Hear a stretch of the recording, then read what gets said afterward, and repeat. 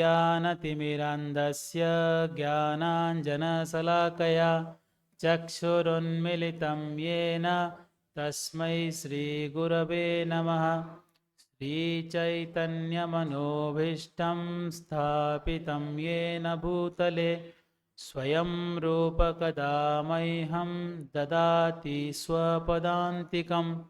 वन्देऽहं श्रीगुरो श्रीयुतपदकमलं श्रीगुरून् वैष्णवांश्च श्रीरूपं साग्रजातं सहगण रघुनाथान्वितं तं सजीवं साद्वैतं सावधूतं परिजनसहितं कृष्णचैतन्यदेवं श्रीराधाकृष्णपादान् सहगणललिता श्रीविशाखान्वितांश्च नमो ॐ विष्णुपादाय कृष्णपृष्ठाय भूतले श्रीमते भक्तिवेदान्त स्वामिन्निति नामिने। नमस्ते सारस्वते देवे गौरवाणी प्रचारिणे निर्विशेषशून्यवादी पाश्चात्यदेशतारिणे वाञ्छाकल्पतरुभ्यश्च कृपा सिन्धुभ्य एव च पतितानां पावनेभ्यो वैष्णवेभ्यो नमो नमः। नमो महावदान्याय कृष्णप्रेमप्रदायते कृष्णाय कृष्णचैतन्य नाम्ने गौरत्विषे नमः। हे कृष्ण करुणा सिन्धो दीनबन्धो जगत्पते गोपेश गोपिका कान्त राधा कान्त नमोऽस्तुते। तप्त काञ्चन गौरांगी राधे वृन्दावनेश्वरी वृषभानुसुते देवी प्रणमामि हरिप्रिये। जय श्री कृष्ण चैतन्य प्रभु नित्यानंद श्री अद्वैत गदाधर श्रीवासादि गौर भक्तवृंद।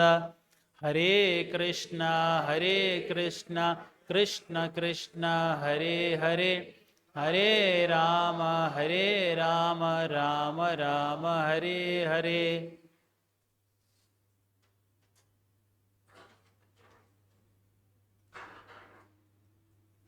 हरे कृष्ण। ओके, तो यहाँ बहुत सारे लोग हैं ना, छोटे बच्चे कोई नहीं है? बॉयस एक ही बच्ची है, ठीक है, एक बच्ची और है, ठीक। एक बार श्रील प्रभुपाद जी एक बच्चे को बुलाते हैं और उसको पूछते हैं, अच्छा बताओ ये हाथ किसका है? तो उसके हाथ को ही पकड़ के कहते हैं, बोलते हैं कि मेरा हाथ है। फिर बोलते हैं पैर किसके हैं? बोलते मेरा ही पैर है। बोलते कपड़े किसके हैं? वो भी सोच रहा होगा, इंटरनेशनल सोसाइटी के आचार्य क्या पूछ रहे हैं ये कपड़े किसके हैं? बोले मेरे ही कपड़े। तो ये सर किसका है? बोले मेरा ही सर है। ये शरीर किसका है? तो बोलते मेरा ही शरीर है। बोलते तुम कौन हो? तो सोच में पड़ जाता है, छोटा बच्चा था गुरुकुल का। तो इस शरीर के सारे अंग ये हमारे हैं। किसके हैं? हमारे हैं, मेरे हैं, है कि नहीं? ये कपड़े किसके? मेरे हैं। शरीर किसका है? मेरा है। मैं और मेरा ये दोनों में अंतर है कि नहीं? कौन कह रहा है कि ये मेरा है? कौन कह रहा है? मैं कह रहा हूं। कौन है वो मैं? वो मैं क्या है? वो आत्मा है। वो क्या है? आत्मा। हम शरीर से अलग होने के वजह से इस शरीर को हम अपना मानते हैं, मेरा शरीर है। डॉक्टर के पास जाते हैं तो कहते हैं मेरा स्वास्थ्य खराब हो गया। डॉक्टर के पास जाके ये नहीं कहते डॉक्टर साहब मैं खराब हो गया, क्या कहते हैं? मेरा शरीर स्वास्थ्य खराब हो गया। जैसे कि मेरा बीड बैग है, मैं बीड बैग नहीं हूं। मेरा करताल है, मैं करताल नहीं हूं। तो मेरा शरीर है तो मैं शरीर नहीं हूं, क्योंकि मैं कहने वाला कोई और हूं। मैं सोचने वाला कोई और हूँ। पर फिर भी हम सुबह उठ के जब मिरर के सामने जाते हैं तो हम सोचते हैं कि जो हम दिख रहे हैं हम वही है। मैं पुरुष हूँ, मैं स्त्री हूँ, मैं काला हूँ, मैं गोरा हूँ, मैं ये हूँ, मैं वो हूँ। इसको कहते हैं शारीरिक बुद्धि। ये पूरे संसार में सब लोग किस बुद्धि में जी रहे हैं? शारीरिक बुद्धि से जी रहे हैं, है कि नहीं? यही बैठा हुआ है मन में कि मैं जो दिख रहा हूँ मैं वही हूँ।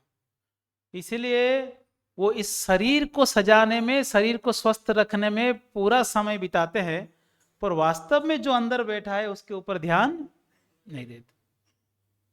ऐसा कोई स्कूल कॉलेज नहीं है जहां पर ये सिखाते हों कि आत्मा क्या होता है, आत्मा को क्या खिलाया जाए, आत्मा किससे स्वस्थ होगा, इसके बारे में कोई चर्चा करने तैयार नहीं। सब केवल शरीर शरीर शरीर। जो भी चीजें आप, जो भी प्रोडक्ट देख लीजिए, अमेजोन पे देख लीजिए या किसी में भी देख लीजिए, कौन से प्रोडक्ट मिलेंगे? केवल शरीर के लिए। अच्छा सुविधा हो, एसी हो, है ना, कूलर हो, पंखे हो, चप्पल हो, अच्छे कपड़े हो, अच्छा एसी कार हो, सारे सुविधा शरीर के लिए। कहाँ पर सारे सुविधा आत्मा के लिए दे रहे हैं?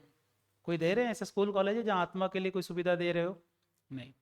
तो क्या ये मूर्खता नहीं है? ये मूर्खता है, ये सबसे बड़ी कमी है। इसलिए लोग जो है पशुओं की तरह जीवन जी रहे हैं। अब सोचिए कोई कार चला के जा रहा हो, और कार चला के जा रहा है और एक्सीडेंट हो गया, कार कोई आके, है ना, कोई ठोक दिया तो थोड़ा टूट गया, और हो सकता है कि वो भी इंजर्ड हो गया, खून बह रहा है उसका। तो उसको कार से उतरकर पहला ध्यान क्या देना है? खुद बचने के लिए प्रयास करना चाहिए या कार को बचाने के लिए प्रयास करना चाहिए? खुद बचने के लिए करना चाहिए। खुद बचेंगे तो कार तो बहुत मिल जाएंगे। पर जो व्यक्ति हाथ कटा हुआ है, खून बह रहा है, फिर भी उसको पकड़ के वो लड़ रहा है कि मेरे कार टूट गया, इसका पैसा भरो, ऐसा अगर कुछ लड़ रहा है तो वो बुद्धिमान नहीं। तो वैसे ही हम क्या करते हैं, अंदर जो आत्मा बैठा है, जो पूर्व कर्मों के अनुसार एक शरीर के अंदर जबरदस्ती डाल दिया गया, पूर्व कर्मों के अनुसार जो जैसा बुद्धि, जैसा जिसका चेतना था वैसे शरीर मिला, और इस शरीर को ही सब कुछ मानकर वो आत्मा को भूल कर क्या करता है? पाप कर्म करने के लिए प्रवृत्त रहता है। पाप कर्म किसके लिए कर रहा है? वो शरीर के लिए। जैसे कि मांसाहार करता है, जीव हत्या करता है, किसके लिए? जिह्वा के लिए।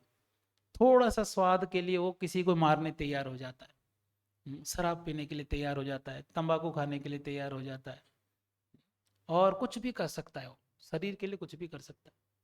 तो इसीलिए ये शिक्षा बहुत जरूरी है, बचपन से शिक्षा देना चाहिए। हम शरीर नहीं, हम कौन है? आत्मा है। ये शिक्षा होनी चाहिए। आत्मा शब्द सुनते हैं तो लोग सोचेंगे कोई भूत प्रेतों की चर्चा होगा, है कि नहीं? पर वास्तव में हम सब आत्मा है कि नहीं? सब आत्मा। यहाँ एक बार एक प्रवचन में एक बच्चा सुन रहा था, ऐसे जो बच्चे बैठे हैं, हम शरीर नहीं आत्माएं, सुन लिया, कन्विंस हो गया वो। और वो घर में बाथरूम में नहा रहा था, तो बहुत देर तक नहा रहा था, तो दादाजी नॉक करते हैं, अरे कौन है बाथरूम में? तो बोलते आत्मा। तो ज्यादा सीख लिया वो। तो बचपन से सिखाना चाहिए हम आत्मा है। तो फिर शरीर को क्या देखभाल ना करें, शरीर को छोड़ दें? क्या शरीर को लापरवाही करें, ज़्यादा ध्यान ना दें? ऐसी बात नहीं है। जैसे कि हम गाड़ी अगर हमारे पास है, उसको साफ सुथरा रखते हैं, पेट्रोल डालते हैं, हाँ, अच्छे से उसको सजा के रखते हैं, और उसमें जिस उद्देश्य के लिए गाड़ी दिया गया है उसको पूरा करते हैं। जैसे कि आपको गाड़ी दिया गया ऑफिस जाने के लिए, तो फिर आप ऑफिस जा सकते हैं। गाड़ी कुछ कारण के लिए आप लिए हैं तो वो कार्य पूरा होना चाहिए। ऐसा नहीं कि कार ले लिया, उसको सजा रहा है, सजा रहा है, इतना सजा रहा है, उसको चला ही नहीं रहा है, तो उस गाड़ी का कोई मतलब है नहीं। कई लोग हैं, मैं देखता हूँ, कार खरीदते हैं, हाँ, और अपने घर में पार्किंग करते हैं, उसको ढक लेते हैं, और पूरे साल भर स्कूटी में जाते हैं। मैं देखा हूँ, इस सवाई माधोपुर की बात कह रहा हूँ मैं। तो मैं कई बार पूछता हूँ, ये गाड़ी क्यों लिया आपने? हाँ, जब आप इसको चला ही नहीं रहे हो, धूप में ठंड में हर टाइम पे स्कूटी ही चलाना है, तो कार क्यों खरीदे? तो ये मूर्ख लोग हैं जो इतना कीमती वस्तु लिए हैं, उसका उपयोग नहीं कर रहे हैं। वैसे ही हमको बहुत महत्वपूर्ण शरीर मिला है, मनुष्य शरीर, जिससे हम पुण्य कर्म कर सकते हैं, अच्छा कर्म कर सकते हैं, बहुत बड़े बड़े कार्य कर सकते हैं। पर उससे हम कर क्या रहे हैं? खाना पीना सोना, यही कर रहे हैं। कुल मिला के यही सारा जो भी है कार्य घूम फिर के कहाँ अंत होता है, यही चार चीजों में अंत होता है। क्योंकि हम भूल चुके हैं कि हम आत्मा है। समस्या है कि हमको कोई सिखाया नहीं कि हम आत्मा। कितने लोग मानते हैं कि हम आत्मा है? हाथ उठाइए। सब सब मानते हैं हम आत्मा है। पता चल गया अभी। हाँ, अलग अलग एक क्वालिटी है, मतलब उसका गठन एक है, पर अलग अलग व्यक्ति है। मैं अलग हूँ, आप अलग है, ये अलग है, सब अलग है, सब इंडिविजुअल है। वो कभी मर्ज नहीं होते, इंडिविजुअल ही रहते हैं, परमानेंट। तो हम आत्माएं सब कन्विंस्ड है। तो आज का सेशन बंद कर देते हैं, हो गया कि आप तो कन्विंस हो गए आत्मा है। तो मैं तो आया था कन्विंस करने। हाँ हाँ, हम आत्मा है, शरीर नहीं है। जैसे भी कोई भी अगर शरीर छोड़ देता है तो आप क्या कहते हैं? जनरली लोग क्या कहते हैं कहने के लिए? चला गया, चल बसा, स्वर्गवास हो गया, है कि नहीं, गुजर गया। शरीर तो सामने ही पड़ा है, कौन गुजर गया? शरीर तो सामने ही पड़ा है ना। जैसे दादाजी लेटे हुए हैं और सब लोग रो रहे हैं, तो बच्चा पूछेगा कि क्यों रो रहे हो? बोले दादाजी चले गए। और यहीं तो लेटे हैं, कहाँ चले गए? नहीं नहीं नहीं, तुम्हारे दादाजी चले गए। अरे कल रात को 6 घंटे तक लेटे थे, आपने रोया नहीं, आज क्यों रो रहे हो? हर रोज 6 6 घंटे लेटते तब तो रोते नहीं आप। क्योंकि कौन चला गया? आत्मा चला। यानी हमारा संबंध शरीर से नहीं, किससे है? आत्मा से है। ये पंखा चला दो प्रभु, पग मक्खी आ रही। आत्मा से हमारा संबंध है। अगर से जो कोई युवक है, एक युवती से उसका प्रेम हो गया और वो विवाह करने के लिए तत्पर है, बस इसके बिना नहीं रह सकता मैं, I can't live without you. फिर शादी के बाद क्या बोलते? I can't live with you. तो ठीक है, जो भी है, कोई विवाह करने के लिए बहुत तत्पर है कोई युवती से, और वो युवती शरीर छोड़ दी, शरीर वहीं लेटा हुआ है जिस शरीर से वो आसक्त हो रहा था। अब उसको बोलिए लो शादी करो, करेगा वो? भाग जाएगा वो वहां से। क्यों? वही तो वही शरीर है, क्यों नहीं वो पास में आ रहा है? क्योंकि उसका प्रेम शरीर से नहीं, किससे था? आत्मा से। संबंध आत्मा से होता है, शरीर से नहीं होता। कोई ये कह सकता है कि नहीं नहीं, हम तो अच्छा शरीर देखकर लोग आसक्त हो जाते हैं, विवाह कर लेते हैं, पर वास्तव में संबंध आत्मा का ही होता है, शरीर का नहीं होता है। अगर शरीर का संबंध होता तो फिर वो आत्मा जाने के बाद हम क्यों रोते? शरीर तो सामने ही पड़ा है, उसको सजा के रखो घर पे। तो इसीलिए इससे पता चलता है, मृत्यु से, ये घटना, मृत्यु रूपी घटना से हम सीख सकते हैं कि ऐसा कोई चीज है शरीर के अंदर जो शरीर को चलाता है। छोटे से चींटी को भी चला सकता है, बड़े से बड़े हाथी को भी चला सकता है। क्या है वो? आत्मा है ना। सबके अंदर आत्मा है। आत्मा नहीं होता तो शरीर कैसे चलता? कोई अगर मरा हुआ शरीर है, उसको लोग क्या करते हैं? जला देते हैं, या तो फेंक देते हैं, या तो क्यों ऐसे व्यवहार कर रहे हैं? हम अपने स्वजनों को, बहुत प्रेम करने वाले स्वजनों को ऐसे क्यों व्यवहार कर रहे हैं? क्या कारण है? क्योंकि जिस व्यक्ति से हमारा संबंध था वो अभी इस शरीर में नहीं है, यही कारण है।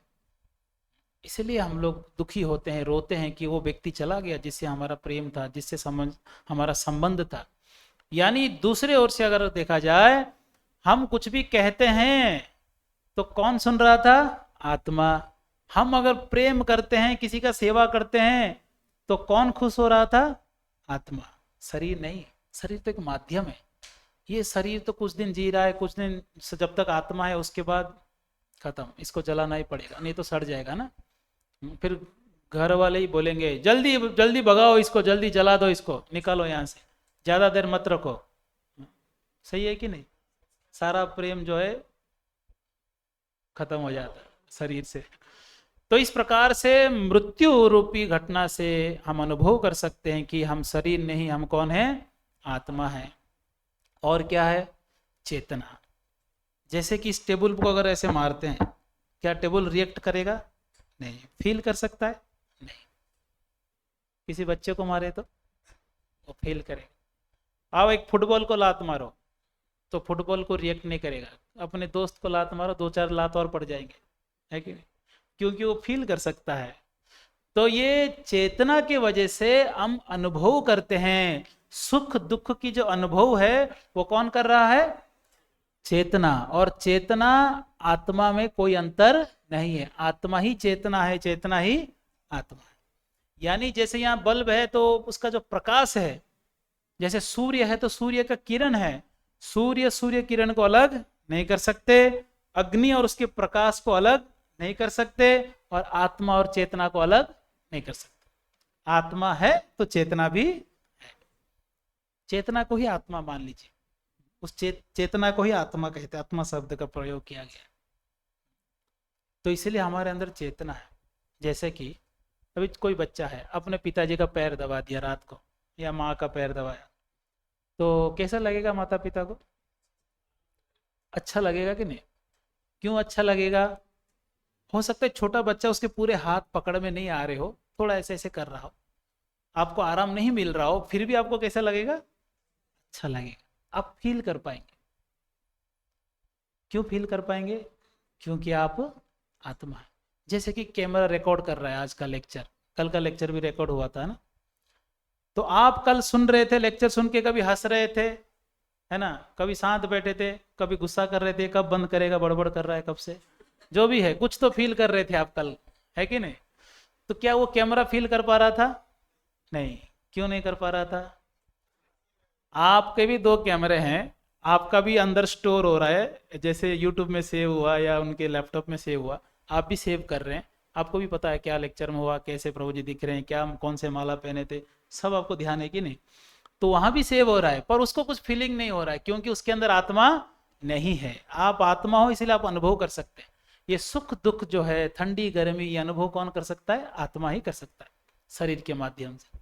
इसलिए फीलिंग, विलिंग, डिजायर, इच्छा करना, प्राप्त करने की कोई भी जो इच्छा होती है, सब कुछ आत्मा करता है। हाँ, इसलिए आत्मा महत्वपूर्ण है। इस शरीर में महत्वपूर्ण क्या है? आत्मा। ये शरीर महत्वपूर्ण नहीं है, इसके अंदर जो आत्मा है वो महत्वपूर्ण है। उस आत्मा का वैल्यू है। शरीर का क्या वैल्यू है? शरीर वजन करेंगे कितना किलो होगा? 60-70 किलो होगा। 60-70 किलो हड्डी मांस का क्या भाव है मार्केट में? कोई भाव नहीं है। पर वैल्यू किसका है? आत्मा का। यानी देखिए, कोई अगर मर रहा होगा और उसको डॉक्टर बोलेगा 20 लाख दो तो इसको बचा लूंगा, तो अगर आप दिमाग लगाओगे, अरे ये तो 70-80 किलो का हड्डी मांस है, खत्म होने तो क्या दिक्कत है, केमिकल से बना हुआ है, जैसे कुछ लोग कहते हैं पढ़े लिखे लोग। नहीं, बहुत वैल्यू है, क्योंकि इसके अंदर जो बैठा हुआ है उसका वैल्यू है, उसको हमसे दूर करना नहीं है, इसलिए हम लोग कितने भी खर्चा हो दे देते हैं। सही है कि नहीं? सही बात है। एक्चुअली जब शरीर की बात आती है तो लोग भागदौड़ करते ही है। जब मंदिर में दान देने की बात करेंगे ना, अरे प्रभु जी हमारे पास कहाँ पैसे हैं, अभी तो बहुत क्या बोलते, बिजनेस खराब चल रही है। उसी के अगले दिन अगर डॉक्टर बोलेगा कोई इतना गंभीर बीमारी हो गया, आपको इतना गिनना है, हाँ हाँ अभी लाता हूँ मैं, सारा बंडल ला के दे देगा। ये संसार का, हाँ, लोगों के व्यवहार है। जो भी है, आत्मा का महत्व है, शरीर का ज्यादा महत्व नहीं है। शरीर का ज्यादा महत्व नहीं है। आप इस शरीर को बेस्ट यूटिलाइजेशन कर सकते हैं। इस शरीर से आप लोगों का हत्या कर सकते हैं, इस शरीर से आप लोगों का भलाई भी कर सकते हैं। कोई चाकू लेके, कोई डॉक्टर किसी का ऑपरेशन करके बीमारी ठीक करता है, उसी चाकू से कोई आतंकवादी किसी को मार भी देता है। तो इसलिए आप अपने शरीर को कैसे यूज कर रहे हैं वो आपके ऊपर है। तो शरीर जो है ये क्षणिक है, शरीर क्षणिक है। तो चेतना से हम समझ सकते हैं कि हम आत्मा है, कोई अलग वस्तु है इस शरीर से। आप कहेंगे नहीं आत्मा का कोई वैल्यू नहीं, शरीर ही अनुभव करता है, अगर आप ऐसे कह रहे हैं तो मृत शरीर भी अनुभव करना चाहिए। उसको जब जलाया जाता है तो वो उठ जाता है क्या तड़प के? अरे अरे अरे जलने, जला क्यों रहे हो? उठता है ऐसे? नहीं, क्योंकि मृत शरीर को कोई अनुभव नहीं होता। जब तक शरीर में चेतना है तब तक वो अनुभव कर सकता है, जैसे ही चेतना बाहर निकलता है शरीर खत्म, उसमें कोई अनुभव नहीं होता। No feeling, no willing, no desire. इसलिए चेतना से हम समझ सकते हैं कि हम इस जड़ शरीर से कुछ अलग है। ये सारे जड़ वस्तु है, ये भी जड़ वस्तु है, ये भी जड़ वस्तु है, सब जड़ वस्तु है। शरीर भी जड़ वस्तु ही है। शरीर भी किससे बना हुआ है? हड्डी मांस, है ना, कफ पित्त बात मल मूत्र, इस सब से तो बना हुआ है कि नहीं? ये जड़ वस्तु है। इसलिए जलाते हैं आखिरी में। पर जड़ वस्तु चल कैसे रहा है? आत्मा चला रहा है। हाँ, इतना बड़ा शरीर है, 70 किलो का शरीर है। हाँ, वो चल रहा है, कूद रहा है, नाच रहा है। कहां से इतना एनर्जी आ गया? एनर्जी सोर्स क्या है? आत्मा। एनर्जी सोर्स क्या है? आत्मा। इसलिए आत्मा सारा शक्ति का स्रोत है। आप सो जाओ पर आपके हृदय कभी सोता नहीं है, पंपिंग होता रहता है। कौन बैठा है उधर एनर्जी देने के लिए? आत्मा। जैसे आत्मा निकल जाएगा बंद हो जाएगा। बताऊंगा लास्ट में, सेकंड पार्ट। सब में, पेड़ पौधे जीव जंतु पशु पक्षी सब जो चलायमान है उसमें आत्मा है। उसमें आत्मा है। क्योंकि जीव है इसलिए वो पेड़ ग्रोथ करता है। वो मैं आपको अगले सेशन जब होगा, नेक्स्ट जन्माष्टमी की बात जब भी करेंगे, कर्मों का जब प्रसंग चलेगा उसमें बताऊंगा कि वो जन्म क्यों मिला है, क्या है उसका हिस्ट्री पूरा बताऊंगा। निर्जीव वस्तु में नहीं। यस यस, सेकंड पार्ट में आएगा। इसलिए प्रश्न लास्ट में पूछना चाहिए। तो इस प्रकार से चेतना एक उसका एक एक एविडेंस है, एक प्रमाण है चेतना कि हम शरीर नहीं, हम आत्मा है। अभी आप YouTube से आजकल बहुत अवेलेबल हो गया, बहुत सारे वीडियो, बहुत सारे साइंटिस्ट इसके ऊपर रिसर्च भी करते हैं। आप दोनों यहाँ बैठ सकते हैं। आप लोग यहाँ बैठे, मुझे बार बार मुड़ना पड़ता है। ओके, तो बादल आप भी थोड़ा इधर। आज एक YouTube में काफ़ी वीडियो आजकल अवेलेबल है, बहुत सारे लोग रिसर्च करके वीडियोस भी बनाए हैं। नियर डेथ एक्सपीरियंस, क्या कहते हैं उसको? Near death experience. Near death experience मतलब क्या मालूम है? आदमी मर गया और मर के वो नरक में चला गया, पर उसको वापस भेज दिया गया क्योंकि उसका टाइम हुआ नहीं था। अच्छा, राजस्थान में न्यूज़पेपर में कई बार आप सुने होंगे, एक आदमी सुबह मर गया और दोपहर को जिंदा हो गया। सुने? सुने? हाँ, ले जाते रहो। कई बार तो स्मशान में जलाते वक्त भी उठ के बैठ जाते हैं, अरे मैं मरा नहीं, जला क्यों रहे हो? हाँ, तो ये क्या है? ये घटना है जब डॉक्टर घोषित कर ही दिया कि मर गया है, सारे डॉक्टर हॉस्पिटल में बोल दिया कि मर गया है। अब उसको घर ले आए, सब चेक कर लिए, सब मर गया है, सब रो रहे हैं, सारे तैयारी हो गए, रिश्तेदार आ गए, और उठ के बैठ रहा है, बोल रहा है कि मैं मरा नहीं हूँ। और वो स्टोरी कहता है कि मैं मरने के बाद कहाँ गया था। वो बताता है कि गरम गरम रेतियों में भागना पड़ा, 3 यमदूत आए थे, मुझे बांध कर लेके गए। ये सारे स्टोरी वो लोग कहते हैं। ये राजस्थान की घटना है, मैं शायद इस साल या पिछले साल का भी न्यूज़पेपर में हम पढ़े थे। तो कई घटनाएं होते रहते हैं, आप लोग सुने होंगे। हाँ, फेंक दिया गया। यस। हाँ हाँ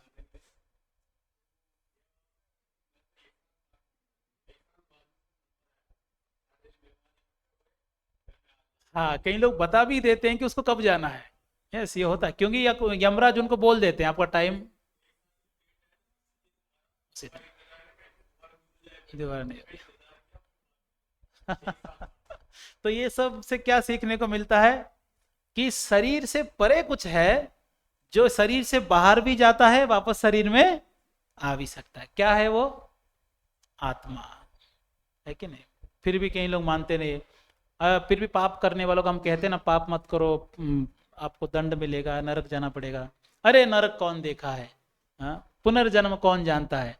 जब तक जियो सुख से जियो, जावत जीवेत सुखम जीवेत ऋणम कृत्वा घृतम पिबेत। जब तक जियो सुख से जियो, कर्जा करके घी पियो। तो ये जो है ये गलत फिलॉसफी है कि ऐसा नहीं, जब तक जियो सुख से जियो। अगर पाप करके सुख से जिएंगे तो दंड भी मिलेगा ना। लोग कहते हैं ना, संडे हो या मंडे रोज खाओ अंडे। आगे का लाइन उनको पता नहीं है, बाद में पढ़ेंगे यमदूतों के दंडे। तो इसीलिए कर्म संभाल कर करना चाहिए क्योंकि अगले जन्म में उसका पनिशमेंट मिलता है। ये कर्म सिद्धांत में और डिटेल में बताऊंगा। इसलिए शरीर, इसको नियर डेथ एक्सपीरियंस बोलते हैं। मर गया फिर बच गया। एक बार जुहू मंदिर में हमारा, तो वहाँ एक बहुत बड़ा हॉल है ना। उस हॉल में बहुत सारे फंक्शन होते रहते हैं। तो किसी का शादी का फंक्शन था, हॉल में हो रहा था। एक आदमी उनके परिवार का बाहर बहुत दुखी बैठा था। तो हमारे एक प्रभु जी कोई वहाँ से जा रहे थे, वो पूछे कि अरे आपके परिवार में सब लोग बड़े मौज मस्ती कर रहे हैं, नाच रहे गा रहे हैं, तो आप दुखी क्यों बैठे हो? वो बोलते हैं कि प्रभु जी इन लोग को पता नहीं है, जीवन देखा नहीं उन्होंने। बोला आपने क्या देख लिया? फिर उस स्टोरी सुनाता है कि मैं मर गया था और मुझे यमदूत लेके गए और बोले कि तुम्हारा टाइम हुआ नहीं, अब चले जा। तो मुझे वापस भेज दिए। तो इसलिए मैं डर चुका हूँ, अगर मैं नहीं संभाला अपने आप को तो कहाँ जाऊँगा? नरक में जाऊंगा। ये लोग जानते नहीं है, जो कूद रहे हैं सबको पिटाई होने वाला है। कहाँ पर? नरक। इसलिए मैं शांत बैठा हूँ। तो कई लोग का एक्सपीरियंस है, नियर डेथ एक्सपीरियंस। हमारे कई लोग यमदूतों को भी देखते हैं। हमारे बॉम्बे में भक्ति वेदांत हॉस्पिटल है, बहुत बड़ा हॉस्पिटल है। वहाँ के जो डायरेक्टर है, वो एक घटना कहते हैं कि वो जब छोटे बच्चे थे तो उनको तेज बुखार हो गया था। तो सो रहे थे, वो लेटे हुए थे, उनके दादी भी बैठी थी। तो उनको यमदूत दिखे, ठीक है, यमदूत दिखे। तो यमदूत देख के वो डर गए, शायद उनका मृत्यु नजदीक आ रहा होगा, कुछ हो रहा होगा। तो वो डर गए, तो घबरा के दादी को बोलते हैं, डर लगा करके। तो उन्होंने कहते राम राम बोलो। डर लगा तो राम राम बोलते हैं।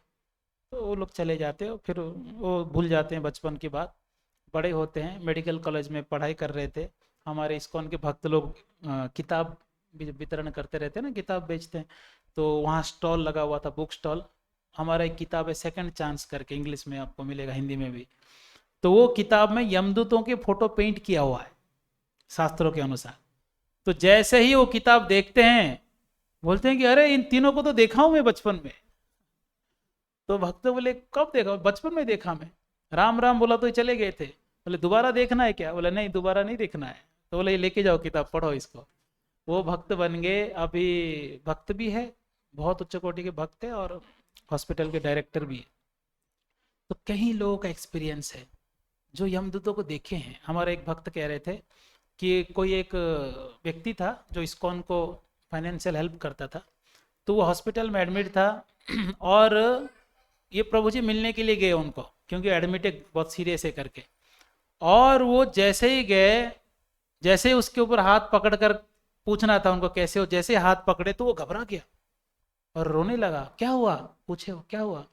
कहते हैं कि अभी मैं देखा इस खिड़की से 3 लोग अंदर आए, छोटे छोटे हाइट है उनका, बाल खड़े खड़े हैं, बड़े खूंखार दिख रहे हैं, और वो आ रहे थे मुझे लेने के लिए। आप जैसे मेरे हाथ में हाथ रखे, तीनों भाग गए। बोले बेटा बच गया तू। भगवान का सेवा किया इसलिए बच गया। इसलिए जैसे ही ठीक होगा माला लेके जब करना चालू करो। तो इसीलिए कई घटनाएं जहां लोग यमदूतों को देखे हैं। हम रसिया के एक प्रभु जी कह रहे थे, तो इस्कॉन मंदिर पे लोग क्या, कोई टीम था, कोई गुंडे लोग थे जो पत्थर फेंकते थे मंदिर सेंटर पे। तो उन्होंने सोचा भी इसका समाधान क्या है, तो उससे जो बड़ा डॉन है वहाँ का, उसके पास गए हमारे भक्त लोग, और वहाँ जाकर मिले। उसका हाइट बहुत छोटा था वो डॉन का। बहुत सारे गुंडे थे, वहाँ जाते हैं भक्त लोग, वो पूछते हैं क्या हुआ, मेरे पास कैसे आना हुआ आप लोग को? बोलते हैं कि वो गुंडे लोग हैं, वो पत्थर फेंकते हैं हमारे मंदिर में, आप कुछ करो इसके लिए, भगवान का सेवा करते हैं हम। उन्होंने कहा आप मंदिर के बाहर मेरा नाम लिख दो, कोई नहीं आएगा उधर। तो सही में उसके बाद कोई आया, बहुत शांति से चला। जन्माष्टमी आया तो उन्होंने उनको इनवाइट किए। हाँ, बहुत बड़ा केक बनाए थे, उनको केक काटने के लिए सेवा दिए। वो घटना हो गया। उसके बाद वो लोग एक रेस्टोरेंट में बैठे थे, उनका पूरा गैंग बैठा था, और बैठकर वो पार्टी कर रहे होंगे। उस समय पे दूसरा कोई गैंग वाले आ गए और बिल्कुल फायर करने लगे। तो सब लोग को मारने लगे। ये छोटा सा था जो डॉन था, ये उसके टेबल के नीचे छुप गया। तो इसके और भी एक आदमी ने बंदूक दिखाया, पर मारा नहीं, चला गया। तो वो देखा कि उस जो बंदूक से मारने वाला था, उसके कंधे में कोई बैठकर उसको बता रहा था कि इसको मारो, इसको मत मारो। ये इसको दिख रहे थे। वो कौन थे? यमदूत। जिसका टाइम हुआ उसी को ही वो मार रहे थे। तो वो घबरा गया और आके भक्तों को पूछता है कि ये क्या हुआ, ऐसे क्यों, मुझे क्यों नहीं मारा, और ये कौन बैठ के डायरेक्ट कर रहा था? तब उन्होंने समझाया, आप भगवान की सेवा किए हो इसीलिए बच गए। हाँ, वो यमदूत है जो लोगों के बुद्धि को घुमाते हैं कब किसका मृत्यु हो। मृत्यु जिसका जब आना है तभी आएगा। देखिए मृत्यु को कोई टाल नहीं सकता। भगवत भक्ति करेंगे तो टाल सकते हैं, भगवान चाहे तो, नहीं तो संभव नहीं। जैसे हमारे इस्कॉन में एक महाराज जी हैं, 2009 में या 10 में उनको बहुत बड़ा घटना हुआ था, ब्रेन हेमरेज हो गया था। उसके बाद अभी तक वो सेवा कर रहे हैं, प्रचार कर रहे हैं, विश्व भर में ट्रैवल कर रहे हैं। तो कोई एक ज्योतिष, बहुत बड़ा ज्योतिष दक्षिण भारत के, उनका कुंडली देखकर महाराज जी के पास आके आश्चर्य होकर पूछता है, महाराज जी आप अभी तक जीवित कैसे हैं? आपका आयु तो 2009 में या 10 में कम पूरा हो गया था, अभी तक कैसे जीवित है? तो महाराज मुस्कुराते हैं, बोलते हैं कि मायापुर में बहुत बड़ा मंदिर बन रहा है, वो बनने के बाद जाऊंगा। कि भगवान के भक्त है, इसलिए भगवान जब चाहे तब बुला सकते हैं, वो जब चाहे तब जा सकते हैं, वो अलग कैसे। ऐसे मृत्यु को कोई टाल नहीं सकता, है कि नहीं? इसलिए सतर्क हो जाना चाहिए कि हम मेहमान है इस शरीर में, हम अतिथि है कि नहीं? कितने दिन के गेस्ट है हम? कितने दिन के गेस्ट है? पता नहीं। सही उत्तर क्या है? पता नहीं। कल का सेशन कितने लोग अटेंड करेंगे वो भी हमको पता नहीं। कुछ पता नहीं, कब क्या होगा पता नहीं। आजकल तो लोग शादियों में नाचते नाचते भी। तो इसलिए डर होना चाहिए। क्या डर होना चाहिए? मैं ऐसे जगह पे हूं जहां से कभी भी मुझे भगा दिया जा सकता है। जैसे कि कमल के जो पत्ते होते हैं पानी में, आप लोग देखे होंगे तालाब वगैरह में, उसके ऊपर कुछ पानी के बूंद आ जाते हैं, ऐसे डगमगाते रहते हैं, जैसे पानी हिलता है तो वो भी डगमगाते हैं। वो बूंद कितने देर उसके पत्ते के ऊपर रहेगा उसका कोई गारंटी है? कोई गारंटी नहीं, कभी भी वो पानी में मिल सकता। हमारा जीवन भी वैसे ही, हमारा जीवन भी कब ये शरीर छूट जाएगा किसी को पता नहीं। हम लोग कहते हैं अरे ये तो बूढ़ा हो गया, ये बूढ़ा हो गया। कौन बूढ़ा है, कौन वृद्ध है? जो मृत्यु के निकट है वो वृद्ध है। मृत्यु के निकट कौन है? किसी को पता नहीं। इसीलिए कलयुग में सब बूढ़े हैं, क्योंकि कौन कब मरेगा कुछ पता ही नहीं है।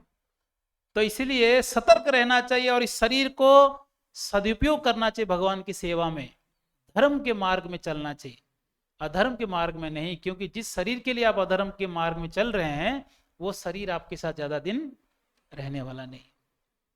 तो इसलिए नियर डेथ एक्सपीरियंस आपको यूट्यूब में काफ़ी वीडियो से देख सकते हैं, सीख सकते हैं कि कैसे आत्माएं जाकर वापस शरीर में आ जाते हैं। एक और है, उसको कहते हैं आउट ऑफ बॉडी एक्सपीरियंस। शरीर से आत्मा बाहर जाकर, कभी कभी डॉक्टर ऑपरेशन करते हैं, सोचो ओपन हार्ट सर्जरी हो रहा है, तो वो आदमी, वो तो उस टाइम पे उसका होश नहीं रहता है, फिर भी उसका ऑपरेशन के बाद कई बार वो कहता है होश आने के बाद कि मैं देख रहा था आप मेरे शरीर को काट रहे थे। ऐसे कई पेशेंट का कहना है। तो उनको कैसे पता चला? जबकि उनका आंख बंद है और वो बेहोश है। क्योंकि वो आत्मा शरीर से बाहर जाता है और फिर आ जाता है, उसका समय नहीं हुआ है तो वो कहीं नहीं जा सकता, वापस आ जाता है। इसको आउट ऑफ बॉडी एक्सपीरियंस कहते हैं। तो इससे पता चलता है कि ये शरीर सब कुछ नहीं, इसके अंदर रहने वाला व्यक्ति वो सब कुछ है, वो कोई और ही है। जैसे कि सोचिए प्रभु जी मिरर में देखेंगे, अरे मैं तो बूढ़ा हो गया। शरीर बूढ़ा हो गया, आप बूढ़े नहीं हुए। आत्मा कभी बूढ़ा नहीं होता है। आत्मा ना जन्म लेता है ना मरता है, वो अमर है, वो बूढ़ा नहीं हो सकता, वो बीमार नहीं हो सकता। पर कौन बूढ़ा हो रहा है? शरीर। अब देखिए जो जिनका उम्र ज्यादा है, बचपन से हम जीवन जीते आ रहे हैं, जैसे ये लोग इस उम्र में आ गए है ना, इस उम्र में आ गए, पर जो फीलिंग है ना वो कभी बदलता नहीं है कि मैं कोई और हूं। जबकि बचपन में अलग शरीर होता है, धीरे धीरे बढ़ते हैं तो शरीर का गठन भी बदलता रहता है, पर कभी हम ये अनुभव नहीं करते हैं कि हम दूसरा व्यक्ति है। बचपन में कोई और व्यक्ति थे, अभी कोई और व्यक्ति बन गए, नहीं, एक ही व्यक्ति है हम, मैं वही हूँ। बचपन से हम सोचते हैं मैं वही व्यक्ति हूँ, कभी अनुभव नहीं हुआ, पर शरीर समय के अनुसार बदलता गया। जब बचपन के फोटो देखते हैं तो बोलते देखो मैं ऐसा था। यानी आत्मा अमर होने की वजह से वो कभी मृत्यु, बुढ़ापा, ये सब उसको उसको नहीं लागू होता, इसलिए वो कभी उसका अनुभव नहीं कर पाता है। पर शरीर धीरे धीरे क्या होता है? वृद्ध हो जाता है, शरीर वृद्ध हो जाता है। और क्या है, कहते हैं कि पुनर्जन्म की घटनाओं से भी हम सीख सकते हैं कि हम शरीर नहीं आत्मा है। रीइंकारनेशन स्टोरीज कितने लोग यूट्यूब में देखे हैं? हाथ उठाइए। पुनर्जन्म की घटनाएं कौन कौन टीवी या देखे हैं ना, न्यूज़ वगैरह में देखे होंगे। नहीं तो नहीं देखे हैं तो आज जाके देखिएगा। बहुत सारे स्टोरी है, बहुत सारे, एक नहीं, पिक्चर भी बनी है। तो एक घटना है, एक एक बच्चा था, उसको पिछले जन्म में कोई गोली मार दिया था धोखे से। वो शायद कोई घड़ी का दुकान था उसका दिल्ली में कहीं। तो वो अगले जन्म में जब किसी के घर में जन्म लिया तो बचपन से बोलता था, आप लोग माता पिता नहीं हो, मेरा घर कहीं और है। हाँ, मेरा बहुत बड़ा व्यापार है, मैं धनी व्यक्ति हूँ, सब कहता था। तो बचपन में लोग बच्चे बोलते हैं करके कोई विश्वास नहीं करता था। तो एक दिन उसको लेके गए और वो बिल्कुल एक्यूरेट जगह बताता है कि इस सड़क में इस जगह मेरा दुकान है। वो लोग जानबूझ के गाड़ी कहीं और ले रहे थे, वो बोला नहीं नहीं इधर मत जाओ, उधर हमारा दुकान है, बिल्कुल एड्रेस बताया। वो दुकान में जाते हैं, वहां पर एक महिला बैठी थी। उसको उसके सामने जाते ही वो शर्मा गया, क्योंकि वो कौन था, उसका पति था। वो पत्नी, उसके पत्नी खड़ी थी वहाँ। वो बोलता है मैं आपका पति हूँ। तो वो भी हंसने लगी, वो देखो बच्चा आगे क्या कह रहा है, मैं पति हूँ। फिर पूछती है बताओ कुछ ऐसा बताओ मुझे विश्वास हो कि तुम इस दुकान के बारे में जानते हो। फिर वो सब बताते हैं कहाँ क्या सामान पहले हुआ करता था, और एक सीक्रेट जगह बताया जहाँ वो पैसे वगैरह छुपाया था। सब कुछ सुनकर वो घबरा गए। पति आया है किस रूप में? बच्चे के रूप में। कई घटना ये सब है, यूट्यूब में आप देख सकते हैं। बहुत सारी घटनाएं, पुनर्जन्म की घटनाएं। हम्म, पुनर्जन्म की। हाँ जटोड़ा है।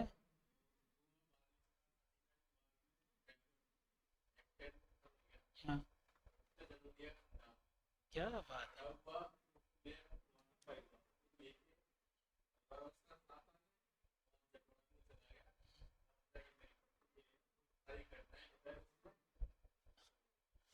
अब वो कहाँ है, यहाँ जटवारा में है या खंडार में है? खंडार में है। हाँ, वो जो बच्चा था ना, वो दिल्ली वाला, वो भी वापस वो नया जो फैमिली है वो वहीं रहा। नहीं तो पूरा डिस्टर्ब हो जाएगा, एक्चुअली है कि नहीं। इसलिए भगवान हमको याद नहीं दिलाते कि हम पूर्व जन्म में क्या थे। कभी कभी हो जाता है ऐसे घटनाएं, पर जनरली सबको याद नहीं दिलाते। अगर याद दिलाएंगे तो बहुत समस्याएं हो जाएंगी। पता है क्या समस्या हो जाएंगे? मृत्युंजय प्रभु को पता चला कि हमारे परिवार में जो हमारे माता पिता है, पिछले जन्म में मेरे शत्रु थे।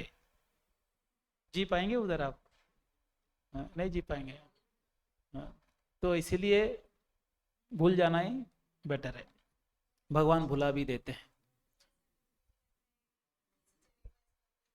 देखा हुआ है कई घटनाएं, भी लगता है कि ये मैं पहले कर चुका हूँ, ये घटना हो चुका है मेरे साथ। इससे एक्चुअली ये क्यों होता है? क्योंकि हम कहीं ना कहीं ये सब देख चुके हैं पहले। और आगे बताऊंगा, है ना। ये कौन सा मैंने बता रहा था अभी? री इनकारनेशन। तो पुनर्जन्म की घटनाओं से भी हमको पता चलता है कि हम शरीर नहीं, हम कौन है? आत्मा है। ये आप लोग खुद रिसर्च करके इन घटनाओं को लिख सकते हैं कि कैसे कैसे पुनर्जन्म होता है, ये सब चीजें। और एक चीजें, सपना आना, स्वप्न। ऐसे ऐसे स्वप्न आते हैं जो हमने रियल लाइफ में कभी देखा ना हो। कभी कभी बंदर की तरह भाग रहे हो, कभी आसमान में उड़ रहे हो, कभी पानी के अंदर घूम रहे हो, है ना, तैर रहे हो। ऐसे कभी कभी हम लोग धरती से ऊपर चलते हो, कभी सोने का पहाड़ देख रहे हो। ऐसे ऐसे घटनाएं, ऐसे ऐसे चीजें दिखते हैं सपने में, जो हम ना कभी कोई मूवी में देखे होंगे, ना कोई वीडियो देखे होंगे, ना कभी रियल लाइफ में देखे होंगे। क्यों आते हैं ऐसे सपने? ये सब कई जन्मों से, कितने सारे योनियों से हम घूमते घूमते आए। कभी पक्षी रहे हैं, कभी बंदर रहे हैं, कभी कुछ और रहे हैं, कुछ और रहे, कभी देवता रहे हैं। तो इसीलिए हमको ये सारे चीजें जो हैं हमारे सूक्ष्म शरीर में स्टोर होके इम्प्रेशन बन के रखा हुआ है। संस्कार बोलते हैं इसको। तो वो चीजें क्या होते हैं, सपने में कभी कभी आते हैं। तो ये सारे जो उदाहरण दिया मैंने, इससे हमको क्या पता चलता है कि हम शरीर नहीं, हम कौन है? आत्मा। अच्छा, अगर दूसरे और सरल भाषा में समझे, जैसे कोई हिंदू है, कोई क्रिश्चियन है, कोई मुस्लिम है। प्रमुखतः पूरे विश्व में इन तीनों का प्रभाव ज्यादा है। और सब लोग इसमें पढ़े लिखे भी है, अनपढ़ भी है, आदिवासी भी है, सब है। विश्व के अधिकतर पॉपुलेशन इन तीन धर्मों में बंटे हुए हैं। क्या ये सब लोग पुनर्जन्म को विश्वास करते हैं? करते हैं। तभी क्रिश्चियन लोग आपको बोलेंगे मरने के बाद कहाँ जाओगे? हेवन। और पाप किए हो तो हेल, नरक में जाओगे। और इस्लाम जो मुस्लिम वो क्या कहते हैं, जन्नत और पाप किया तो दोजक, नरक, दोजक में जाओगे। और हिंदू धर्म में क्या कहते हैं, स्वर्ग और नरक। यानी ये जो कंसेप्ट है हायर प्लानिटरी सिस्टम और लोअर प्लानिटरी सिस्टम, ये जो है हर जगह इसका आपको कंसेप्ट मिल जाएगा, क्योंकि वो सब मानते हैं कि हम शरीर नहीं आत्मा है, अच्छे कर्म करेंगे तो कहीं आप ऊपर जा सकते हैं, गलत कर्म करेंगे तो नीचे जा सकते हैं। विश्व के हर एक व्यक्ति इस बात को जानता है। इसे कौन है, शरीर के साथ तो आप नहीं जा सकते, शरीर के साथ स्वर्ग जा सकते हैं, नहीं जा सकते। तो इसलिए शरीर नहीं जा रहा है, अगर शरीर यहीं पर छूट रहा है तो कौन जा रहा है स्वर्ग, आत्मा जा रहा है। इसलिए हम शरीर नहीं आत्मा है। तो हमारा जितना भी प्रयास है बचपन से लेकर मरते तक, जो भी हम प्रयास करते हैं, किसके भलाई के लिए प्रयास करना चाहिए, आत्मा की भलाई के लिए। पर दुर्भाग्य क्या है, किसके लिए कर रहे हैं, शरीर के लिए कर रहे हैं। तो हम लोग उल्टा जा रहे हैं, उल्टा जा रहे हैं कि नहीं, जहां जाना चाहिए वहां ना जाके उल्टा जा रहे हैं। और फिर भी हम लोग क्या सोचते हैं, मैं बहुत स्मार्ट हूँ, मैं पढ़ा लिखा हूँ, मैं बुद्धिमान हूँ, मैं बहुत धनी हूँ, मैं विद्वान हूँ। तो ऐसे सब अहंकार के वश में कहते हैं, और जा कहाँ रहा है, उल्टा जा रहा है। जैसे एक अंधा व्यक्ति है, अगर उसको रास्ता नहीं दिख रहा है फिर भी वो दौड़ के जा रहा है तो खड्डे में गिरेगा ही। और एक अंधा जा रहा है, दूसरा अंधा क्या करे, अरे रुक रुक मैं तुमको रास्ता दिखाता हूँ, रुक। एक अंधा दूसरे अंधे को जैसे रास्ता दिखा रहा है। ये संसार में सो कॉल्ड मोटिवेशनल स्पीकर्स, वो क्या करते हैं, वो खुद अंधे हैं और दूसरों को रास्ता दिखा रहे हैं कि ऐसे करो ठीक हो जाएगा, ऐसे करो ठीक हो जाएगा। उसको खुद पता नहीं कि हम शरीर नहीं, कौन है, आत्मा है। वो समझाता है, ऐसे ऐसे कार्य करो सुखी हो जाओगे, समोसा खाओ, हमारे मन में समोसा आ रहे हैं, जो भी है। तो वो मोटिवेशन दे रहे हैं, और मोटिवेशन का स्पीच देते देते पता चला एक दिन वही डिप्रेशन में आके मरने वाले थे, बाद में बच गए भगवत गीता पढ़ के। ऐसे भी होता है कई बार। तो इस संसार में सब दिखावा है। कल मैं कह रहा था ना, plastic smile, crying heart smiling face. सब अंदर से रो रहे हैं और बाहर से मुस्कुरा रहे हैं ना, ऐसा लगता है हम हैप्पी। कोई भी सेल्फी लेता है या कोई अपना स्टेटस मोबाइल में, व्हाट्सएप में, फेसबुक में रखता है तो रोता हुआ रखता है क्या, कभी हंसते हुए।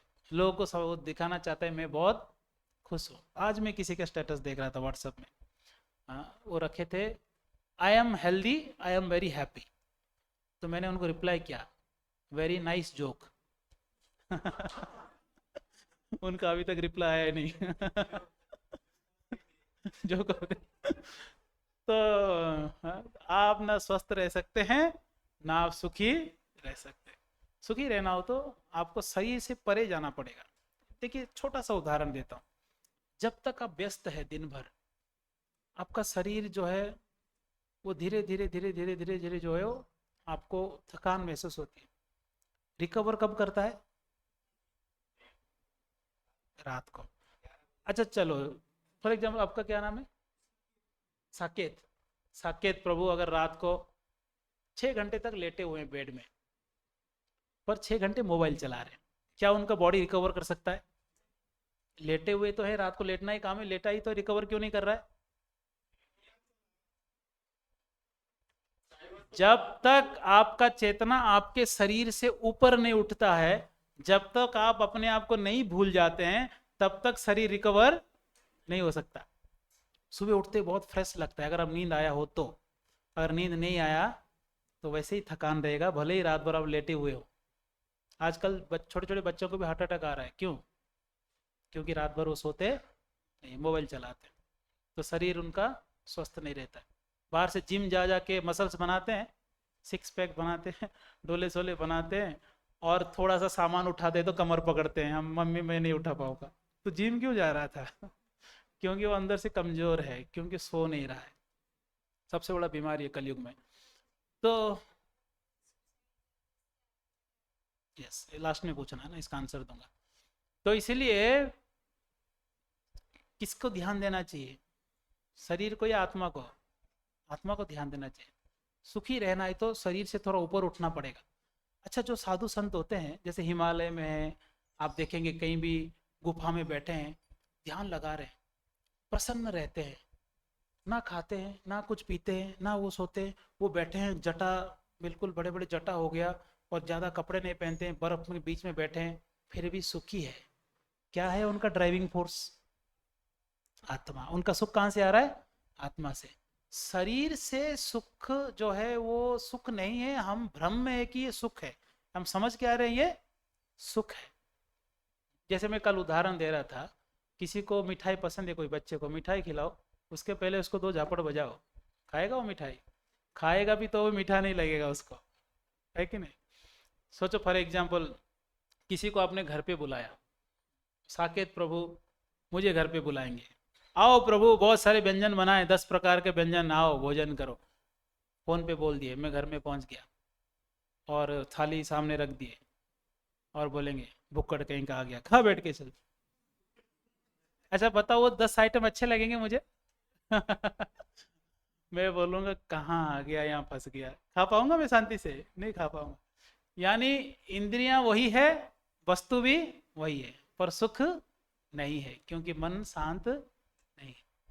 एक बार हमारे बॉम्बे में बहुत सारे ब्रह्मचारियों को कोई एक गृहस्थ भक्त भोजन के लिए बुलाते हैं, जो भक्त है बुलाते हैं, जो है जो खुद भक्ति करते हैं, भोग लगाकर खाते हैं, तो प्रसाद के लिए कभी कभी साल में एक बार घर पे साधु संतों को बुलाते हैं। तो बहुत सारे ब्रह्मचारियों को बॉम्बे में उनको बुलाए थे, वो जो फैमिली था साउथ इंडियन था। तो वो माता जी बहुत मेहनत कर रहे, सुबह से बहुत सारे व्यंजन बनाए, सारे ब्रह्मचारी बैठे लाइन से, 30-40 ब्रह्मचारी सब प्रसाद ले रहे हैं, और वो सेवा करते हैं ना, बहुत आनंद आता है। अब देखो यहाँ भक्त लोग सेवा में आते हैं, बहुत आनंदित रहते हैं, तो वो दिन भर मेहनत कर रहे हैं पर थक नहीं रहे, बहुत आनंद में है। और वो बाहर आके किचन से थोड़ा सा टाइम निकाल के बाहर आके वो सबको ये बोलना चाह रहे थे कि आप लोग और खाओ, शर्माओ मत, ये उनको कहना था। पर है साउथ इंडियन, तो हिंदी ठीक से आता नहीं, तो किचन से बाहर आके वो ये कह दिए, खाओ खाओ, शर्म तो है नहीं। तो जैसे ही बोल दिए, सब लोग एक दूसरे को देख रहे हैं, भाई खाएं या ना खाएं। खाओ खाओ, शर्म तो है नहीं, बोल दिए तो कोई सीनियर भक्त बोले वो साउथ इंडियन है, उनको हिंदी नहीं आता है, शांति से खाओ, और उनको नहीं खिलाना होता तो इतना मेहनत क्यों करते? तो कहने का तात्पर्य है कि इंद्रियां, ऐसा लगता है कि इंद्रियों से सुख भोग रहे हैं, पर वास्तव में इंद्रियों से सुख नहीं भोग। इंद्रियों से क्या सुख भोग सकते हैं, है कि नहीं? तो इसलिए हमको ये समझना चाहिए। कानों से आप कहते हैं सुख मिलता है, म्यूजिक सुनते हैं, है ना, आंखों से कुछ देखते हैं तो सुख मिलता है ना, और कुछ चखते हैं सुख मिलता है, कुछ अगर सुगंध, हाँ, आघ्राण करते हैं सुख मिलता है, कुछ स्पर्श करने से सुख मिलता है। ये सुख जो है बहुत कम है, क्षणिक है। यही संस्पर्शजा भोगा दुख योनय एवते, ये दुख का योनि है, यानी दुख जन्म होता है किससे? सुख से। आद्यंतवंत कौन्तेय न तेषु रमते बुधः, बुद्धिमान व्यक्ति इस सुख में नहीं रमता है, क्योंकि ये शुरू भी होता है, अंत भी हो जाता है। ये सुख बहुत टेम्पररी है। ऐसा कोई भौतिक सुख है जो ग्राफ उसका ऊपर ही जाए, अनलिमिटेड हो, ऐसा कोई सुख है बताइए? हाँ, भक्ति छोड़ के मैं शरीर की बात कर रहा हूँ, शारीरिक कोई सुख है जिसका ग्राफ ऊपर जाता हो, वो सुख कभी कम नहीं हो सकता? नहीं, शरीर की बात कर रहा हूँ, इंद्रियों की सुख कह रहा हूँ। कोई सुख है? नहीं। कोई कहेगा मैं बहुत सोना चाहता हूँ, 8 घंटे से ज्यादा सोया ना, उसका हालत खराब होगा, कमर दुखने लगेगा, पेट दुखने लगेगा, शरीर दुखने लगेगा, सही है कि नहीं? आप ज्यादा नहीं सो सकते, दिन भर सो के नहीं, लेट के नहीं रह सकते आप। और कोई अगर कहेगा मैं बहुत खाना चाहता हूं, किसी को रसगुल्ले पसंद है, उसको 10 रसगुल्ले खिला दो, उल्टी कर देगा। एक ठीक है, दो ठीक है, सही है कि नहीं? अगर किसी को बहुत प्यास लग रहा है, उसको आप 1 गिलास नींबू पानी दो, उसको बहुत अच्छा लगेगा। पेट भरने के बाद उसको और दोनों और नहीं पी पाएगा। यानी हर एक सुख का आदि भी है, अंत भी है, और ये दुख का कारण भी बनता है, दुख का कारण भी बनता है। और उससे भी भयंकर चीज ये है कि थोड़ा सा सुख पाने के लिए जो बैकग्राउंड में जो मेहनत है वो बहुत ज्यादा है, बहुत ज्यादा है। तो क्या ये अच्छा बार्गेन है?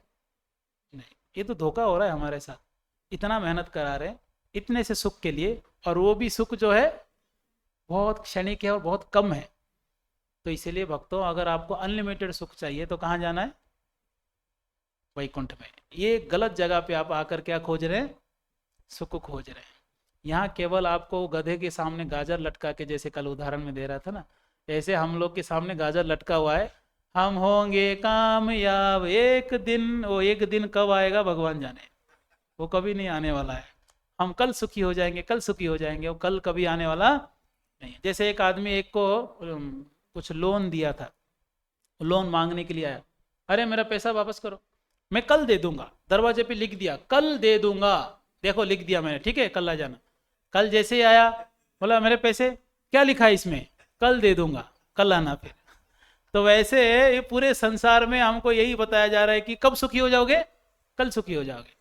हाँ, छोटे बच्चे अगर पढ़ते हैं, स्कूल जाते हैं, बैग उठा उठा के, बच्चा देखो, हाँ अगर 10th बोर्ड में अच्छा मार्क्स लाया तो जीवन सार्थक हो जाएगा। फिर बोलते हैं बच्चा अभी 12th आ रहा है, थोड़ा ध्यान देना। फिर बोलते हैं अभी ग्रेजुएशन कर लो, फिर उसका एजुकेशन होने के बाद अब कहाँ सुख है, मेहनत कर लिया ना, अभी अभी नौकरी करो। तो नौकरी में दिन दिन पूरा 8 घंटा 10 घंटा मेहनत करते हैं, कहाँ सुख है। बेटा शादी कर लो, सुखी हो जाओगे। और शादी कर लिया, बच्चे हो गए, अब उनको एडमिशन कराओ, उनको गोद में लेके घूमो, वो पेशाब कर रहे हैं, टॉयलेट कर रहे हैं, वो बीमार पड़ रहे हैं, उसको हॉस्पिटल लेके भागो। पत्नी की अलग डिमांड है, बच्चों का अलग डिमांड है, उसका दिमाग खराब हो रहा है, दिन भर काम करके शाम को आता हूँ, पत्नी लिस्ट दे देती है मार्केट जाओ, और बैग उठा उठा के रात को लेट आ रहा है, थोड़ा खा के न्यूज़ देख के टीवी देख के सो गया। हाँ? अरे कहाँ सुख है। तो बोलते नहीं नहीं, रिटायर्ड हो जाओगे ना तो खूब सुख मिलेगा। अब रिटायर्ड होने के बाद बैठ के उठ नहीं पा रहे, उठ के बैठ नहीं पा रहे, क्या सुख भोगेगा। ये धोखा नहीं हो रहा है हम लोग के साथ, धोखा हो रहा है कि नहीं, धोखा हो रहा है एक्चुअली। सुख चाहिए, सुख लीजिए, सुख मना नहीं है, खूब सुखी रहना चाहिए, पर कहाँ पर, सही जगह, जहाँ सुखी, सुख अनलिमिटेड मिलता है वहां जाना चाहिए, गलत जगह पे सुख नहीं ढूंढना चाहिए। कोई जेल के अंदर जैसे सुविधाओं को मांगता है, कल उदाहरण दे रहा था, वैसे ही संसार के अंदर जो सुखी होना चाहता है वो ऐसे मूर्ख है, जो कैदी जेल के अंदर सुख चाहता है, बाहर निकलना ही नहीं चाहता है। और यहाँ तथाकथित ऐसे कथाकार है, और भ्रम में डालते हुए क्या कहते हैं, क्या आपको दुख है, बच्चे एग्जाम में पास नहीं हो रहे हैं, बेल पत्ते में तिलक चंदन लगाओ, महादेव जी पे चढ़ाओ, पीतल के अंगूठी पहनो, चांदी के वो सब पहनो, ये सब। अरे भाई यहाँ जब सुखी होना ही नहीं तो ये सब करना ही क्यों है। ऐसा कुछ बताओ कि परमानेंट सारे दुख मिट जाए, पुनर्जन्म लेना ही ना पड़े, ये कोई बताता नहीं। तो हमने कुछ उदाहरण के साथ आज समझे कि हम शरीर नहीं, हम कौन है, आत्मा है। अब बताइए कितने लोग कन्विंस हो गए हम आत्मा है, सब कन्विंस हो गए आत्मा है। ओके, हम आत्मा है, फिर भी शरीर का ध्यान रखना बहुत आवश्यक है। क्यों आवश्यक है, क्योंकि ये माध्यम है, इसको संभाल के नहीं रखेंगे तो फिर गड़बड़ हो जाएगा, कुछ नहीं कर पाएंगे, ना भक्ति कर पाएंगे ना भौतिक कार्य कर पाएंगे। तो धर्म को निर्वहन करने के लिए शरीर को स्वस्थ रखना बहुत आवश्यक है। शरीर को स्वस्थ रखने का अर्थ क्या है, युक्ताहार विहारस्य युक्त चेष्टस्य कर्म। आपको कैसे रहना है, सही आहार लेना है, समय से आहार लेना है, और समय से सोना है, स्वस्थ रहना है। भगवान चाहते हैं कि हम स्वस्थ रहें और सुखी रहें, पर हम लोग हैं जो पूरा प्रकृति के विपरीत कार्य करते हैं, उतपटांग चीजें खाते हैं जो नहीं खाना चाहिए, और जब रात को सोना चाहिए तब जागते हैं, जब जागना चाहिए तब सोते हैं। सुबह मंगला आरती के टाइम होता है 4:30 यहाँ आरती होता है, हम और सुबह यहाँ मंदिर में कोई नहीं दिखते हैं, और दिखते सब कब, शाम को संध्या आरती में, और रात को मोबाइल चला के 1-2 बजे तक, 2-3 बजे तक सोते हैं कई बच्चे तक। कितने लोग 11 बजे के बाद सोते, हाथ उठाइए। 2 ही ईमानदार है, सोते तो सब लेट है। Office work, okay, what ever it is, स्वस्थ रहिए, है ना, शरीर को स्वस्थ रखिए, अच्छे वस्त्र पहनिए, अच्छा भोजन करिए, और स्वस्थ रहिए। ऐसा नहीं है कि फटे हुए कपड़े पहन के घूम रहा है, लापरवाही कर रहा है, कैसे भी घूम रहा है, कभी भी सो रहा है, बोलते हम तो संसार से अनासक्त है, नहीं, ये लापरवाही है, इसको अनासक्ति नहीं कहेंगे, है ना। जेंटलमैन बनकर रहना चाहिए, भक्ति करेंगे तो धीरे धीरे जेंटलमैन अपने आप बन जाएंगे। तो ये एक पार्ट हो गया। अभी दूसरे पार्ट में हम चर्चा ये करेंगे कि ये शरीर कैसे बना हुआ है, और आत्मा किससे बना हुआ है, और आत्मा कहाँ से आता है, आत्मा कहाँ रहता है, इसका साइज क्या है। तो आत्मा इस शरीर के अंदर उसको बांध के रखा गया है, जैसे कि गुफा के अंदर हमको बांध दिया गया हो। ये शरीर किससे बना हुआ है, पंच महाभूत से। क्या है पंच महाभूत, ये सब लोग को याद है ना, भूमि रापो अनल वायु खम, ये 5 चीजें। अर्थ, वाटर, एयर, इथर, फायर, 5 चीजें है ना। तो पंच महाभूत से बना हुआ है। भूमि, जैसे हम अन्न खाते हैं जो धरती से आते हैं, वो हमारे मांसपेशियों के रूप में, हड्डी के रूप में है। अग्नि, पेट में अग्नि है, जठराग्नि। और जल की मात्रा भी है, वायु भी, अंदर अलग अलग प्रकार के वायु प्रवाहित होते हैं। हमारा शरीर का गठन है वो वायु के वजह से ठीक है, और वायु बिगड़ने लगा तो पूरा शरीर का शेप भी बिगड़ जाएगा, है कि नहीं। तो ये वायु है। और खम यानी आकाश कहाँ पर है? नहीं, आकाश विटामिन डी, वो तो सूर्य किरण से। आकाश है, आकाश मतलब क्या है? स्पेस, खाली जगह। शरीर के अंदर स्पेस है, इसलिए अंदर से ध्वनि बाहर आ रहा है। अगर यहाँ तक फुल है तो आवाज आने वाला नहीं है। हम लोग उच्चारण कर, जैसे ओम जब कर रहे हैं या हम बोल रहे हैं, तो ये ध्वनि बाहर आता है, क्योंकि अंदर क्या है? खाली जगह, स्पेस है। तो इसको आकाश कहते हैं। तो पंच महाभूत से हमारा ये शरीर बना हुआ है। तो शरीर ही सब कुछ नहीं है। जैसे यहाँ कैमरा चालू करके छोड़ दिया गया, और वो अगर कहीं स्टोर नहीं होता हो, मेमोरी कार्ड वगैरह या हार्ड डिस्क कोई कनेक्ट नहीं हो, तो कैमरे का कोई मतलब रह जाएगा? कुछ नहीं, चल रहा है बस, और बाद में ढूंढोगे कुछ मिला ही नहीं।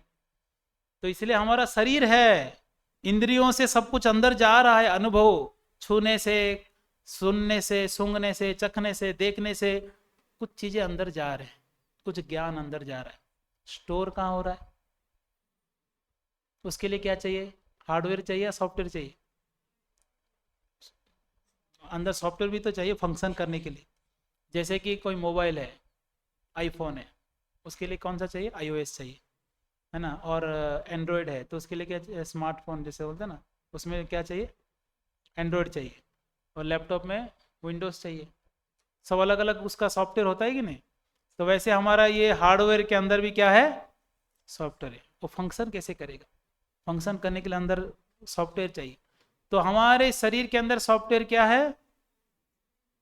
मन। क्या है? मन। और बुद्धि। और क्या है? अहंकार। मन, बुद्धि, अहंकार जो है ये हमारा सूक्ष्म शरीर है, ये सॉफ्टवेयर की तरह काम करता है। और जितना जो भी हम देखते हैं, सुनते हैं, सूंघते हैं, चखते हैं, छूते हैं, इसका अनुभव कहाँ स्टोर हो रहा है? मन में। ये समझ जाए, आई क्लाउड है हमारा, है कि नहीं। आई क्लाउड जानते हैं ना। ये हमारा क्या है? मन आई क्लाउड है, स्टोर हो रहा है ऊपर। ऐसे मन में सारे अनुभवों को स्टोर करते हैं। आज हमने क्या सुना, रात को मनन कर सकते हैं। कल हमने क्या सुना, क्या देखा, उसके ऊपर विचार कर सकते हैं। कहां पर स्टोर है ये चीजें? मन में। मन का कार्य क्या है? चीजों को स्टोर करना और उसको वापस याद करना। मन का और क्या काम है? इच्छाएं प्रकट करना और इच्छाओं को प्राप्त करने के लिए प्रयास करना। ये मन ये सब चीजें करता है। बुद्धि का क्या काम है? सही गलत में परख करना, डिस्क्रिमिनेट करता है वो, क्या अच्छा है क्या बुरा है। जैसे आपको कोई शराब पीने के लिए दिया, मैं बच्चों को, साकेत प्रभु, साकेत प्रभु को कोई शराब दिया तो क्या बोलेंगे वो? है? पी लेगा वो विचार करेंगे कि अरे ये पीना चाहिए कि नहीं, ये पीऊंगा तो लोग क्या सोचेंगे, माता पिता का नाम खराब होगा। सोचते हैं ना, हर हर कार्य करने से पहले सोचते हैं ये हमारे लिए सही है या नहीं। ये विचार कौन कर रहा है? बुद्धि, डिस्क्रिमिनेट करता है। और अहंकार से क्या होता है? अहंकार यानी हम अपना पहचान को याद रखते हैं। अगर सुबह उठकर अगर हम भूल गए कि हम कौन है, तो फिर कार्य कैसे करेंगे? जैसे यहाँ प्रभु जी बैठे हैं, अगर ये भूल गया अभी कि ये कौन है, फिर तो घर जाएंगे ही नहीं, यहीं पर रहेंगे, धोती कुर्ता पहनेंगे, मुंडन कराएंगे। फिर उनको याद होना चाहिए कि कौन है। मैं मृत्युंजय हूँ, तो हाँ मैं यहाँ पर जॉब करता हूँ, मेरा परिवार ये है। ये जो पहचान है ये अहंकार के वजह से याद होता है। हर रोज सुबह उठने के बाद हम अपना पहचान को याद रखते हैं, इसको अहंकार कहते हैं। अहंकार कोई बुरी चीज नहीं है, पर क्या गलत है? मिथ्या अहंकार। जो सोचता है मैं ही सब कुछ हूँ, मैं ही करता हूँ, मैं ये शरीर हूँ, मैं आत्मा नहीं हूँ, मैं ही भोगता हूँ, भगवान करके कोई है नहीं। जो मिथ्या अहंकार करता है वो गलत है। असली जो अहंकार है वो गलत नहीं है। मैं भगवान के अंश हूँ, भगवान के दास हूँ, मैं सेवक हूँ, ये सारे अहंकार होना चाहिए। अभी ये 3 सूक्ष्म शरीर है। तो मन में पूर्व जन्मों में जो भी चीजें हम देखे हैं, सुने हैं, अनुभव किए हैं, वो संस्कार के रूप में मन के अंदर स्टोर होके है। संस्कार मन में क्या है? Strong impression. यानी जैसे पानी में लकीर काटो तो क्या होता है? मिट जाता है। अगर रेती में लकीर काटो तो उसको मिटा सकते हो, अगर पत्थर में लकीर काट दो तो थोड़ा मुश्किल है मिटना। वैसे ही संस्कार का अर्थ क्या है? आपके मन में स्ट्रॉन्ग इंप्रेशन बैठा हुआ है जिसको निकालना मुश्किल है। और वो आता कहाँ से? बार बार एक चीजों को करने से वो संस्कार बनता है। बचपन से कोई स्मोकिंग करना नहीं सीखता है, बचपन से तंबाकू खाना कोई नहीं सीखता है, पर संगत में आकर ये सारे चीजें करते करते करते उसका क्या बन गया? आदत बन गया, फिर उसको छोड़ना मुश्किल हो जाता है। तो ऐसे अनेकों जन्मों के जो हम लोग कार्य किए हैं, जो संस्कार है, वो मन के अंदर स्टोर है। इस जन्म में एग्जैक्टली आपको याद नहीं पिछले जन्म में आप क्या थे, पर पिछले जन्म में आप जो भी थे उसी संस्कार को लेकर आपका व्यवहार होता है। जैसे कि कोई बच्चा जन्म लिया, बचपन से शांत है, जहां बैठा वहीं बैठ जाएगा, जो खिला वही खा लेगा। कोई बच्चे बचपन से उदंडी होते हैं, बिना कारण का रोएंगे, बिना कारण का। आप यहाँ बिठा दो कुछ काम करो, रोएंगे। होते हैं कि नहीं ऐसे बच्चे? कुछ बच्चे स्कूल में दूसरे के पेंसिल चोरी करेंगे, पेन चोरी करेंगे, उनको जरूरत नहीं है, उनके पास खूब पेंसिल पेन है, फिर भी उनका आदत क्या है? चोरी करना। कुछ बच्चे दूसरे के टिफिन से खा लेंगे, कुछ बच्चे जानबूझकर दूसरों को तंग करेंगे, उनको मजा आता है उसमें। कहाँ से सीखे ये सब? पूर्व जन्म की संस्कार। अच्छे बुरे बच्चे, खैर गर्भदान के समय में या जब माता गर्भवती रहती है उस समय पे भी बहुत प्रभाव पड़ता है कि वो क्या सुन रही है, देख रही है, पर पूर्व जन्मों से भी वो क्या सीख कर आया वो भी प्रभाव पड़ता है। एक छोटा बच्चा, हम एक यात्रा लेके गए थे, 15 साल पहले की बात है। तो हम यात्रा में, कथा चल रहा है, सारे भक्त बैठे हैं, मैं पीछे बैठा था, मैं और एक भक्त पीछे बैठे थे, कुछ और मैं कुछ अरेंज करने के लिए हम पीछे बैठे थे। एक छोटा बच्चा था, उसका 5 साल भी नहीं हुआ होगा, 3-4 साल होगा शायद। वो छोटा लड़का आया, वहां पर एक छोटी लड़की आई, वो उसको आलिंगन कर रहा है और चुंबन कर रहा है। बताइए, छोटा बच्चा 3 साल का। मैंने बोला इसको ये सिखाया कौन? ये अट्रैक्शन इसके अंदर आया कहाँ से? पूर्व जन्म से। पूर्व जन्म में वो जो जो कार्य किया है वो सारे चीज उसके अंदर पहले से होता है, आपको सिखाने की जरूरत नहीं है। पाप करने के लिए लोगों को सिखाने की जरूरत नहीं, अपने आप चालू कर देते हैं। ये संस्कार है। इसीलिए देखिए कुछ लोग बचपन से क्रोधी होते हैं, बिना कारण का चिड़चिड़ चिड़चिड़ करते रहते हैं। थोड़ा सा अगर बच्चे लोग अगर ग्लास यहाँ से यहाँ कर दिए तो डांटना चालू कर देंगे, थोड़ा सा अगर कुछ गिर गया तो डांटना चिल्लाना चालू कर देंगे। घर में होता है ना ऐसे, ऐसे कई घर में कुछ लोग बुजुर्ग ऐसे, जो माता पिता ऐसे होते हैं। कुछ कैसे होते हैं? बहुत शांत होते हैं। बड़े से बड़ा घटना भी हो जाए तो बच्चा डर जाएगा, माता पिता बोलेंगे कोई बात नहीं बेटा, अगली बार मत कर। ये कहाँ से आते हैं? मनोवृत्ति, संस्कार, पूर्व संस्कार। इस संस्कार को बदला जा सकता है केवल भगवान की भक्ति से और भक्ति साहित्य पढ़कर, गीता भागवत। नहीं तो ये संस्कार के साथ हम गलत करेंगे, फिर अगले जन्म में फिर इसी संस्कार को लेके चलेंगे, ये चलता रहेगा ये सिस्टम, है कि नहीं? तो इसलिए ये मन सारे चीज को स्टोर किया है। आपको याद नहीं आप क्या थे, पर आप कार्य वही करेंगे जो पिछले जन्म में किए हुए हैं। कितना खतरनाक है ना। इसलिए संभाल कर कार्य करना चाहिए। हाँ, अगर आप इस जन्म में किसी को द्वेष करते हैं बहुत ज्यादा, तो आप अगले जन्म में वैसे ही बन जाएंगे। जो आपके चित्त में है आपका जन्म वैसे होगा। अगर आप बोलेंगे अरे हम इस मुसलमानों को मारेंगे, मुसलमान मुसलमान जीवन भर सोचेंगे, तो अगले जन्म में कहाँ जन्म लेंगे? मुसलमानों के घर में जन्म, फिर नमाज पढ़ते रहेंगे, अल्लाह अकबर करें। और वो अगर मुसलमान हिंदू हिंदू बोलेगा तो कहाँ जन्म लेगा? क्या जन्म लेगा? तो इसलिए जो जिसको मन में बिठाए, कोई अगर पुरुष स्त्री में आसक्त है तो अगले जन्म में क्या बन जाएगा? स्त्री बनेगा। कोई स्त्री अगर पुरुष से आसक्त है तो अगले जन्म में क्या बनेगी? वो पुरुष बन जाएगी। कई घटनाएं भी ऐसे भी घटनाएं। तो इसीलिए सतर्क रहना चाहिए, कार्यों को करने से पहले 10 बार सोचना चाहिए। इस संसार में हर पद में विपद है, कहा गया है हर पद में विपद है। इसका अर्थ है नहीं हर पद में गिरने वाले हम, एक्सीडेंट होने वाला है। हर पद में कौन सा विपद है? हम ऐसे कर्म ना कर दे जिसका परिणाम हमको बाद में उसका भुगतना पड़े। सतर्क, बहुत ध्यान से कर्म करना चाहिए। हम क्या बोलते हैं, क्या सोचते हैं, क्या करते हैं, इसका परिणाम हमको भुगतना पड़ता है। बहुत ध्यान से व्यवहार करना चाहिए। तो ये सारे चीजें मन में क्या होते हैं? स्टोर होते हैं, मन में स्टोर होते हैं। इसलिए बच्चों को बचपन से बहुत संभाल कर संस्कार देनी चाहिए। गर्भदान के समय से ही ध्यान देना चाहिए कैसे मनोवृत्ति होना चाहिए। विवाह के बाद तुरंत गर्भदान संस्कार नहीं होना चाहिए। व्यक्ति को, पति पत्नी को 1 साल तक कम से कम तपस्या करना चाहिए। 1 साल तक उनको साधना करनी चाहिए, नाम जप करनी चाहिए। फिर अच्छे चेतना से गर्भदान करने से अच्छे बच्चे जन्म होते हैं। फिर गर्भवती की जो होती है महिला, उस समय में उनको भगवान के बारे में चिंतन स्मरण करके अच्छे संस्कार अगर वो ले रही है तो बच्चे भी अच्छे जन्म होंगे। अगर पता चला गर्भवती महिला पूरा दिन मोबाइल चला रही है तो बच्चा जन्म लेते ही मोबाइल मांगेगा। वो मोबाइल दो तो खुश हो जाएगा, मोबाइल छीनो तो चिल्लाएगा। सही है कि नहीं? है ना? तो इसलिए जैसा जैसे आप ट्रेनिंग देंगे बच्चों को गर्भ में, वो ऐसे ही बनेंगे। तो मन बुद्धि अहंकार सूक्ष्म शरीर है। इस सूक्ष्म शरीर ये हमको दिखेगा नहीं, हमको सूक्ष्म शरीर ये सूक्ष्म है, ये दिखेगा नहीं। और स्थूल शरीर दिख रहा है। और इस सूक्ष्म शरीर के अंदर कौन निवास करता है? आत्मा। आत्मा, फिर सूक्ष्म शरीर, फिर स्थूल शरीर, 2 लेयर है। आत्मा के ऊपर कितने लेयर है? 2, एक सूक्ष्म एक स्थूल। सूक्ष्म शरीर नहीं दिख रहा है, फिर भी वो भौतिक है, क्योंकि आध्यात्मिक जगत में इस संसार के मन बुद्धि अहंकार वहां नहीं रहता है।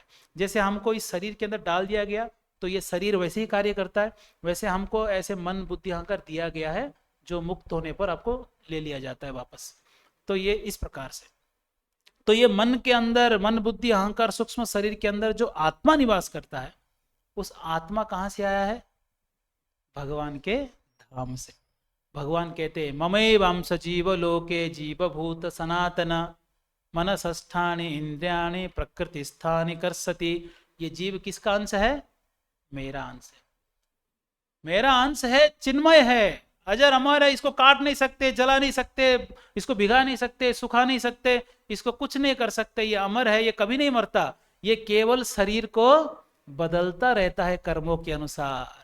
जैसे कर्म करेगा वैसे उसको शरीर मिलेगा। जैसे कि कोई है खाने पीने में डिस्क्रिमिनेट नहीं करता है, जहां जो मिला खा लेता है। जहां भी कचरा पट्टी जहां मिला, कहीं कुछ खा लिया, कहीं कुछ खा लिया, कौन बना रहा है, कैसे बना रहा है, शुद्ध अशुद्ध कुछ नहीं देखता है। तो सुअर बनेगा अगले जन्म में। सुअर गटर में कहीं भी, है ना, कीचड़ में जाकर खाता रहता है कुछ ना। उसका बुद्धि जैसा है, उसका चेतना जैसा है, उसको ऐसे शरीर दिया जाता है। फिर अच्छा बुद्धि होगा तो अच्छा शरीर दिया जाएगा। इसी प्रकार से जैसे ये कपड़े हैं, मैं पहना हूं तो मेरे हिसाब से कपड़े को देख के ऐसा लगेगा ये कपड़ा एक शरीर का रूप ले लिया है।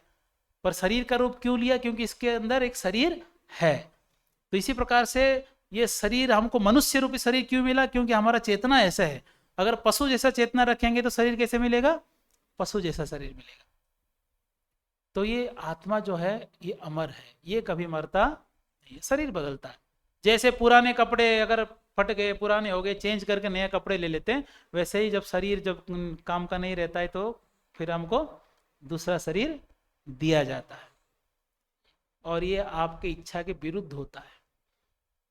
आप चाहे या ना चाहे जबरदस्ती आपको दूसरा शरीर लेना पड़ेगा।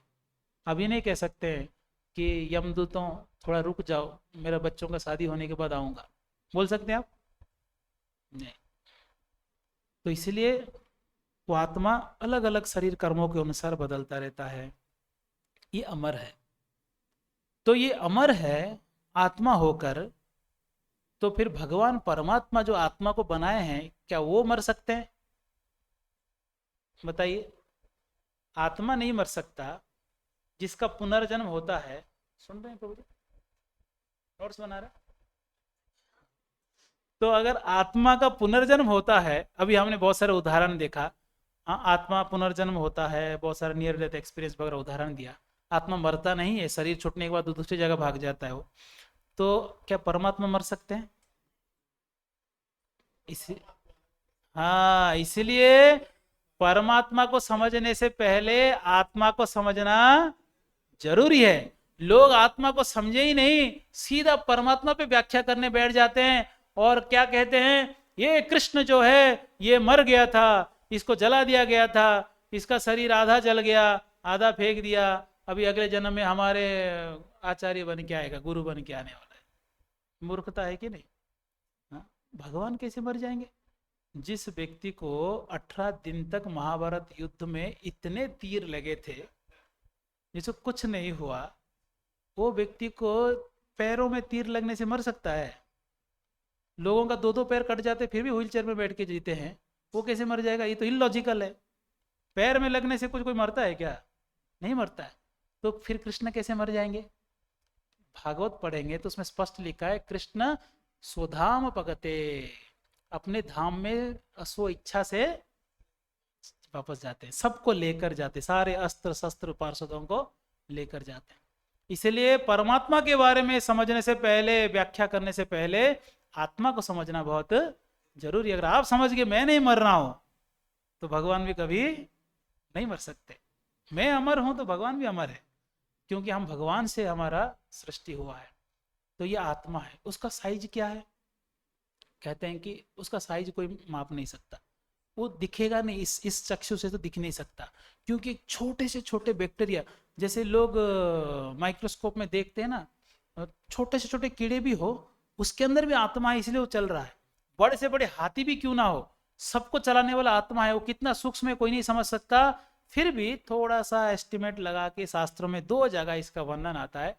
एक जगह कहते हैं बालाग्र शतभागस्य शतधा कल्पितस्य च, और एक जगह केसाग्र शतभागस्य आता है, यानी बाल या केस के अग्रभाग को, बिल्कुल अग्रभाग को 100 भाग करो, फिर एक एक को फिर से 100 भाग करो, जो उसका साइज है आत्मा, वो साइज हम समझ सकते हैं, वो भी कंफर्म नहीं किया गया। ये आत्मा का साइज है। कैसे देख सकते हैं बताइए आत्मा को? यह आत्मा अदृश्य है, देख नहीं सकते।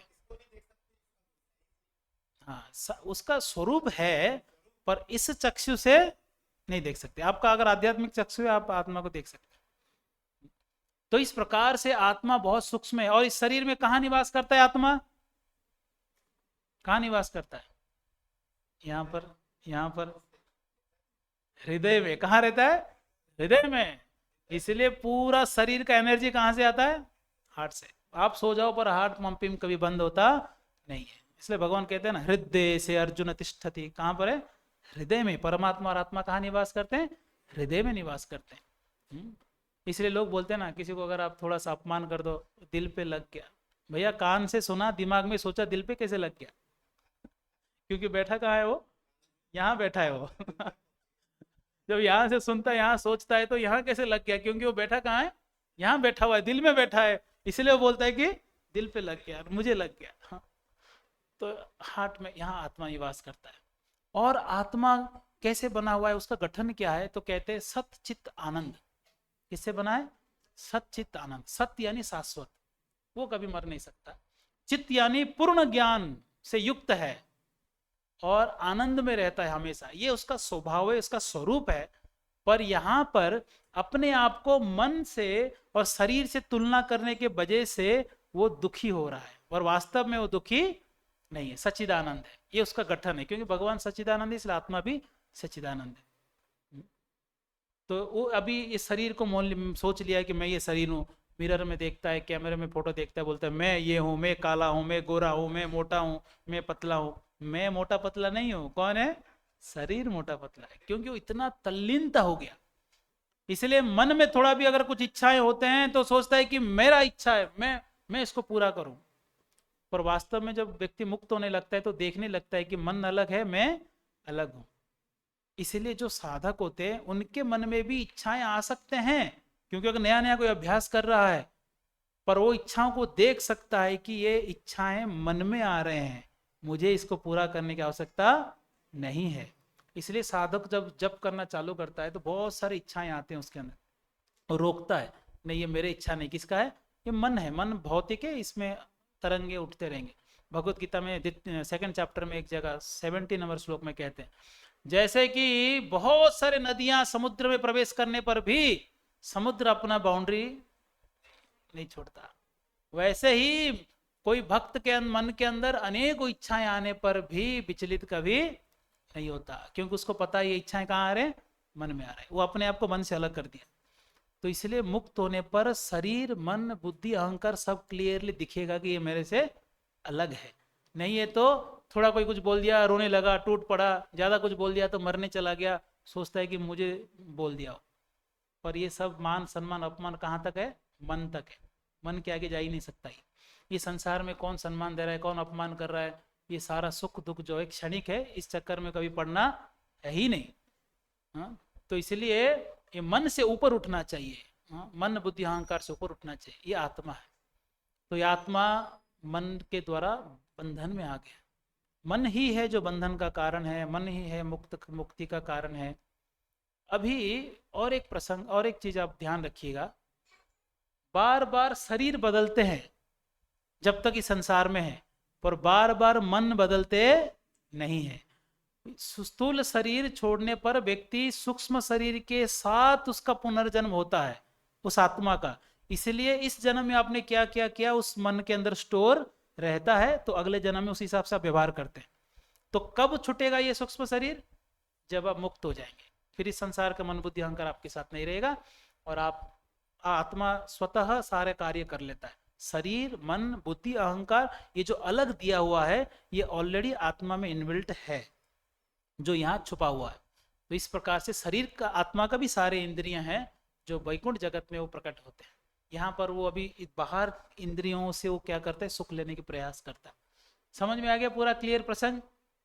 क्या क्या आज हमने चर्चा किया? आत्मा क्या है, शरीर कैसे बना है, अलग अलग उदाहरण मैंने दिया है, एविडेंस। हाँ और एक चीज, वो प्रश्न आपका था ना, आत्मा परमात्मा तो अलग है, आत्मा आत्मा भी अलग है। कोई ऐसा नहीं कि आत्मा ये सच्चिदानंद है ये सच्चिदानंद है, दोनों चिन्मय है तो दोनों मिल गए एक हो गए, ये कभी नहीं हो सकता। हर एक इंडिविजुअल अलग है। वो आपके अंदर जो थिंकिंग फीलिंग विलिंग है डिजायर है वो आप मुक्त होने पर भी आप इंडिविजुअल ही रहेंगे, आपके डिजायर बदल गए होंगे। अभी शरीर को सेवा कर रहे हैं भगवान का सेवा करेंगे, पर आप रहेंगे। ऐसा कभी नहीं होता कि कोई जाकर भगवान में लीन हो गया और अपने अस्तित्व को खो दिया, ये कभी नहीं हो सकता। हमेशा हम अपने अस्तित्व के साथ ही रहते हैं, बस हमारे जो भौतिक इच्छाएं वो क्या बन जाते हैं, आध्यात्मिक इच्छाएं बन जाते हैं।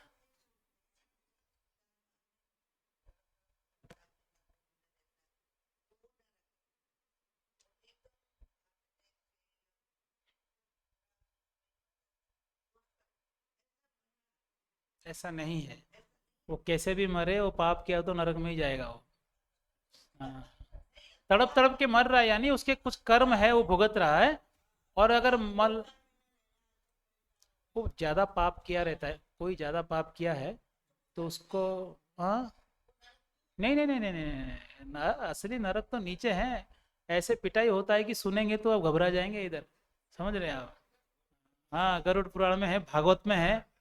हाँ, गरम गरम तेल में तलेंगे आपको और उसमें इतने पित्त अपना इसका कॉपर के एक प्लेट होगा बहुत बड़ा हजारों किलोमीटर का, उस प्लेट उस इसमें सरफेस में आपको क्या करेंगे, वो बिल्कुल लाल हो गया होगा गरम, और आपको उसके ऊपर दौड़ने के लिए बोलेंगे। आप दौड़ नहीं सकते बैठ नहीं सकते, ऐसे हालत करेंगे। यस। हाँ। यस। ये प्रश्न, हाँ। नहीं वो क्या होता है आपको वहां पर, नहीं सूक्ष्म शरीर भी है, वहां पर एक अलग शरीर मिलता है उसको यातना शरीर कहते हैं। कष्ट देने के लिए स्पेशल शरीर मिलता है, और इसमें जो कष्ट अनुभव करते हैं उसमें इससे कई गुना ज्यादा कष्ट होता है। कभी कभी आपको मालूम है इस चमड़ा एक चमड़ा निकल जाता है अंदर और एक व्हाइट कलर का होता है, वहां टच करने से ज्यादा सेंसिटिव होता है ना, ऐसे सेंसिटिव बॉडी मिलता है और ज्यादा पिटाई होता है वहां पर। तो और उसमें एक खास बात यह है, यहाँ ज्यादा दुख वहां आत्महत्या कर सकते हो, चलो छोड़ो यार ज्यादा टेंशन हो गया मर जाते हैं, वहां मरोगे नहीं, वहां केवल पिटाई है, मर नहीं सकते हो। हाँ। हाँ यमदूत पीटेंगे ना खूब।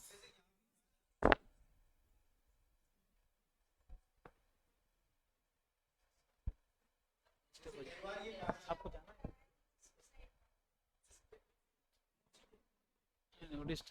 खिचड़ी हो जाएगा। हाँ। हाँ। नहीं नहीं नहीं, यही नहीं है।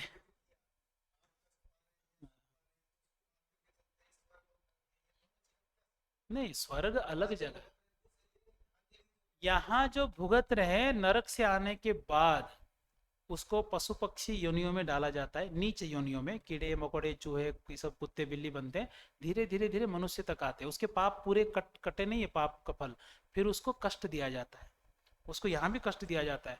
उसके बाद अगर वो धीरे धीरे धीरे पुण्य कर्म करता है, कुछ करता है, तो फिर वो स्वर्ग में जाता है। स्वर्ग में अलग शरीर मिलता है, 10,000 साल तक आपको जीने के मौका मिलता है।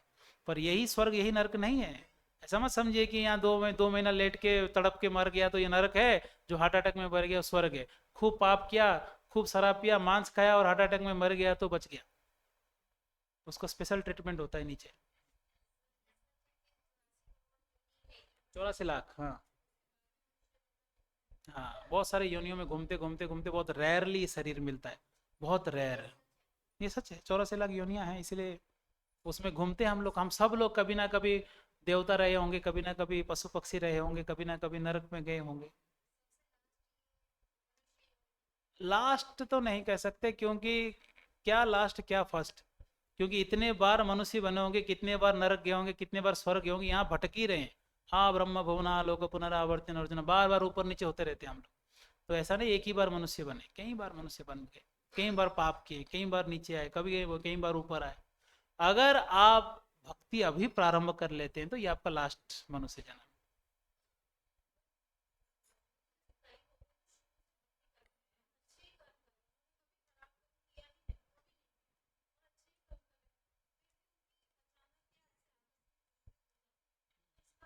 मृत्यु ही नहीं, कष्ट भी आता है, दुखी भी रहते हैं, बीमार भी पड़ते हैं, एक्सीडेंट भी होता है।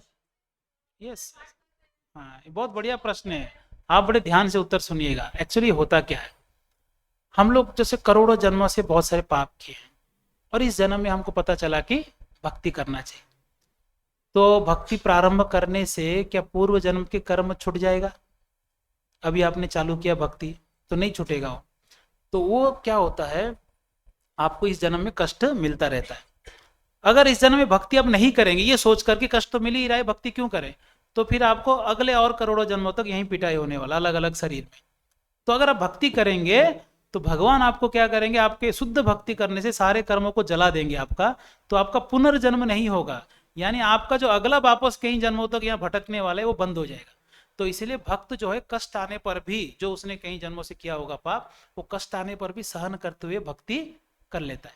बीमार पड़े तो भी माला कर लेता है, कुछ भी कष्ट हो फिर भी शास्त्र पढ़ता है, फिर भी दर्शन करता है, कितना कष्ट आने पर भी भगवान के चरण नहीं छोड़ता है, क्योंकि उसको पता है अगर भगवान के चरण पकड़ा रहूं तो पुनर्जन्म नहीं होगा। ये एक तरफ समझाया। दूसरा, हम लोग सोचिए 1 करोड़ पाप किए, फॉर एग्जाम्पल 1 करोड़ पाप किए, 1 करोड़ पाप का परिणाम अगर एक साथ में मिलेगा तो हम भुगत नहीं सकते, इतना कैपेसिटी नहीं है हमारे पास शरीर में। तो भगवान क्या करते हैं, इंस्टॉलमेंट में देते हैं, इंस्टॉलमेंट थोड़ा थोड़ा। यानी जैसे आपके अकाउंट में 1 करोड़ है, आपने 1 लाख रुपए विड्रॉ किया कैश यूज करने के लिए, तो भगवान क्या करते हैं, इस जन्म में आपके उस 1 करोड़ पाप से कितना विड्रॉ किए हैं, 1 लाख विड्रॉ किए, उसको कहते हैं कि प्रारब्ध। क्या कहते हैं? प्रारब्ध। तो उस प्रारब्ध आपको भुगतना है। तो एक ध्यान से सुनिएगा, एक अभक्त है, एक भक्त है, 2 लोग हैं। अभक्त भी प्रारब्ध भुगत रहा है, भक्त भी प्रारब्ध भुगत रहा है, अभक्त भी कष्ट भुगत रहा है, भक्त भी कष्ट भुगत रहा है। तो दोनों में क्या भेद है? भेद ये है, ये जो भक्त भक्ति करेगा, इस भक्ति से इसका प्रारब्ध नष्ट नहीं हो सकता, प्रारब्ध किसी नष्ट हो ही नहीं सकता। पर इसका जो 99 लाख पड़ा है पाप, उसको भगवान क्या करेंगे, खत्म करके उसको भगवत धाम ले लेंगे। जो भौतिकवादी है, जो 1 लाख भुगत रहा है अभी, उसका आगे कितना बाकी है, 99। इसीलिए भक्तों को कष्ट में देख के कभी भी आश्चर्य नहीं होना चाहिए, क्योंकि इनका ये आखिरी जन्म होता है, ये पुनर्जन्म नहीं है, उनका सारा जल गया। अभी और एक तरीके से इसको समझेंगे कि भक्तों के जीवन में प्रारब्ध आ भी रहा है, क्या वो दुखी है क्या, ये एक प्रश्न है। भक्त है बेचारा, कष्ट है, बीमार है, दुखी है क्या? नहीं, भक्त को कष्ट आने पर दुखी होता नहीं है, वो हर परिस्थिति को भगवान का इच्छा समझकर खुश रहता है। अगर उंगली टूट गया तो सोचता है कि हे भगवान, मेरा हाथ टूटने वाला था, आपने उंगली तोड़कर इसको निपटा दिया। कुछ भी घटना घटे वो यही सोचता है, ठाकुर जी आपकी इच्छा से हुआ। हमेशा कृष्ण के स्मरण में ही रहता है, कभी भी भगवान को बोलता नहीं है। जैसे कि अगर सोचिए कोई भक्त को कोई संकट आ गया, एक उदाहरण दे सकते हैं, कोई सड़क है, बहुत सारे खड्डे हैं, उसमें बहुत सारे स्पीड ब्रेकर है, कोई अगर ऑटो में जाता है, उसका क्या हाल होगा, हालत खराब होगा कि नहीं? हालत दिखा रहे हैं वो, ऑटो की हालत है। अगर कोई अगर सोचिए उसी रोड में मर्सिडीज गाड़ी में बैठा है या रोल्स रॉयस में बैठा है, क्या उसको उसी खड्डे का अनुभव हो सकता है? रास्ता वही है, पर दोनों का अनुभव अलग है। क्यों? क्योंकि अलग अलग गाड़ी में बैठे हैं। इसलिए जो भक्त है वो उसी रास्ते में चल रहा है, कष्टमय रास्ते में, पर उसका अनुभव अलग है। और जो अभक्त है उसी रास्ते में चलने पर भी उसका अनुभव अलग है। हाँ, भगवान नहीं दे रहे, हम अपने कर्मों का फल भुगत रहे हैं। हम अपने कर्म का फल भुगत रहे हैं। भगवान हमको कष्ट नहीं दे रहे। हाँ, भगवान कब देते हैं? भक्तों के जीवन में आप, भगवान क्या करते हैं, आप भक्तों का लाइफ अपने हाथ में ले लेते हैं और लेकर जो बड़े बड़े कष्ट आने वाले थे वो जानबूझकर छोटे कष्ट देते हैं। सुनो बच्चे सुनो, क्यों देते हैं? जैसे कभी कोई छोटे छोटे बच्चे हैं, अगर नहीं पढ़ाई किए तो आप एक झापड़ बजाए, तो क्या आपका वो मारना आपका क्रूरता है या आपका प्रेम है? प्रेम है। वैसे ही हमने जो पाप किया है उस पाप को काटने के लिए, शुद्ध करने के लिए भगवान प्रेम दिखाते हैं। किस रूप से? कष्ट देकर। वो भी कितना कष्ट देके? थोड़ा सा कष्ट। और किस परिस्थिति में कष्ट देते हैं? ऐसे परिस्थिति में कष्ट देते हैं कि आप भगवान की ओर जाए, भगवान से दूर ना जाए। ये भगवान है। इसलिए भक्तों के जीवन में जो होता है वो 100% भगवान के हाथ में। यमराज भी यमदूतों को बोल दिए भक्तों के लाइफ में इंटरफेयर मत करो, उसका कंट्रोल किसके हाथ में? भगवान के हाथ में। एक उदाहरण देता हूँ, जगन्नाथपुर में एक भक्त थे। वो भक्त, वो बहुत बड़े भक्त थे जगन्नाथ जी के, भगवान उनके साथ लीलाएं करते थे। तो एक बार उनको क्या हुआ, लूज मोशन हो गया, डायरिया हो गया, उल्टी हो गया, ऐसे बहुत कमजोर हो गए, उनका ज्यादा होश भी नहीं था, ऐसे मूर्छित रहते थे। तो अभी बाबा अकेले हैं, तपस्वी है, तो उनके कोई शिष्य नहीं थे। तो वहां एक छोटा बच्चा आके उनका मलमूत्र साफ करके उनको अच्छा कपड़ा पहन के सेवा किया 3-4 दिन तक। जब वो बाबा का होश आया, जब देखे वो बच्चे को, पता है कौन थे वो? भगवान साक्षात थे। तो भगवान को बोलते हैं कि भगवान आप चाहे इच्छा मात्र से मुझे नया शरीर दे सकते थे, मुझे स्वस्थ बना सकते हैं, मुझे देवता बना सकते हैं, आपके पास सारा सक्षमता है, पर आपने ऐसा सेवा क्यों किए और कष्ट क्यों दिए? तो ठाकुर जी कहते हैं कि देखो, आपका जो थोड़ा बहुत पाप है उसको मुझे काटना था, इसलिए कष्ट देकर उस पाप को काट दिया। पर क्योंकि भक्तों का कष्ट मैं देख नहीं पा रहा हूँ, इसलिए सेवा करने कौन आगे? मैं ही आगे। कई बार माँ होता है बच्चे को पीटती है, फिर खुद ही सहलाती है और खिलाती है। तो ये भगवान है, ये भगवान और भगवान का प्रेम है। इसलिए भले ही कष्ट कितने भी आता हो, आप भक्ति कभी छोड़ना नहीं। कितना भी कष्ट आए, कितना भी प्रतिकूल परिस्थिति आ जाए, भक्ति नहीं छोड़ना चाहिए, क्योंकि आपका आखिरी जन्म होगा फिर। समझ के? क्लियर है? हाँ,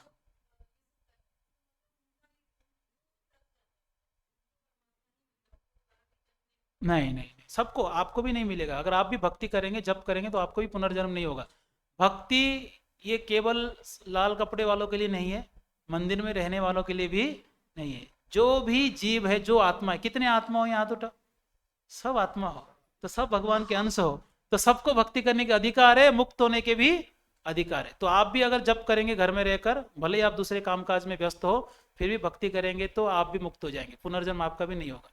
इसलिए ऐसा हमारा ही कोई प्रॉपर्टी, पर्सनल प्रॉपर्टी नहीं है भक्ति। हाँ, जल्दी मर जाता है ऐसा? उसका कर्म है, कर्म है। आप जन्म होने के 5 मिनट बाद बोल रहे हैं? हाँ हाँ हाँ, उसका कर्म है। सब कुछ कर्म के अनुसार ही होता है। वो वो कर्म के अनुसार हो जाएगा, जो किया होगा उसको वो शरीर मिलेगा, वो गति मिलेगा।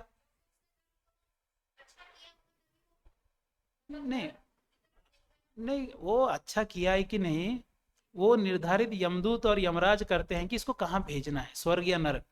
आपको नहीं दिखेगा कि वो कहाँ गया, वो मरने के बाद वो आत्मा कहाँ जाता है हमको नहीं दिखता है।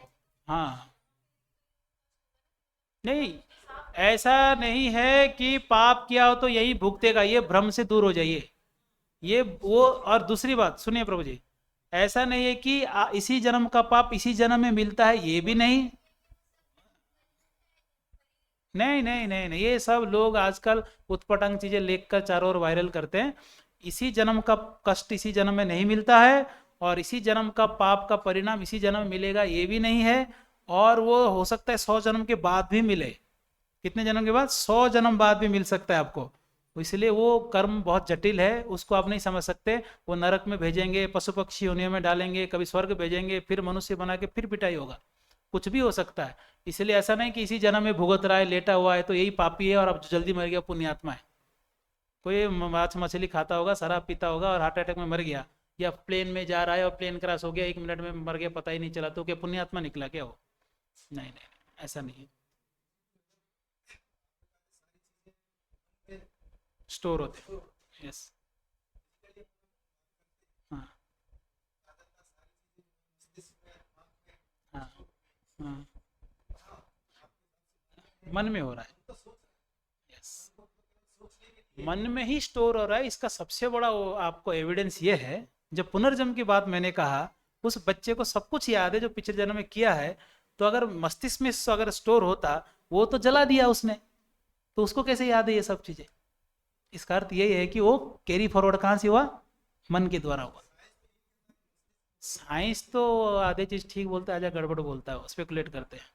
तो इसीलिए साइंस, ये भी बहुत बड़ा साइंस है, ये री इनकारनेशन की। री इनकारनेशन के स्टोरीज आप अगर अच्छे से एनालाइज करेंगे, ये समझ में आएगा कि बच्चा नया शरीर लिया है, नया मस्तिष्क लिया है, पर उसके मेमोरी पुराने हैं। अगर मस्तिष्क में सब कुछ होता और उसको जला दिए शरीर को, तो सब खत्म हो जाना चाहिए था। तो सारे मेमोरी फ्रेश कैसे हैं? यानी स्टोरेज कहीं और है। वो क्या है? मन। ओके। यस।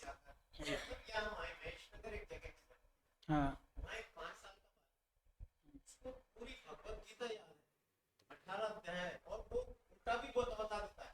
बताइए। श्लोक है।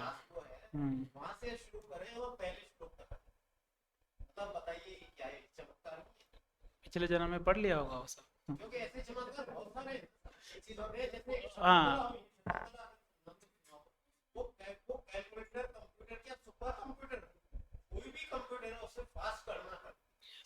क्या प्रश्न है आपका? हाँ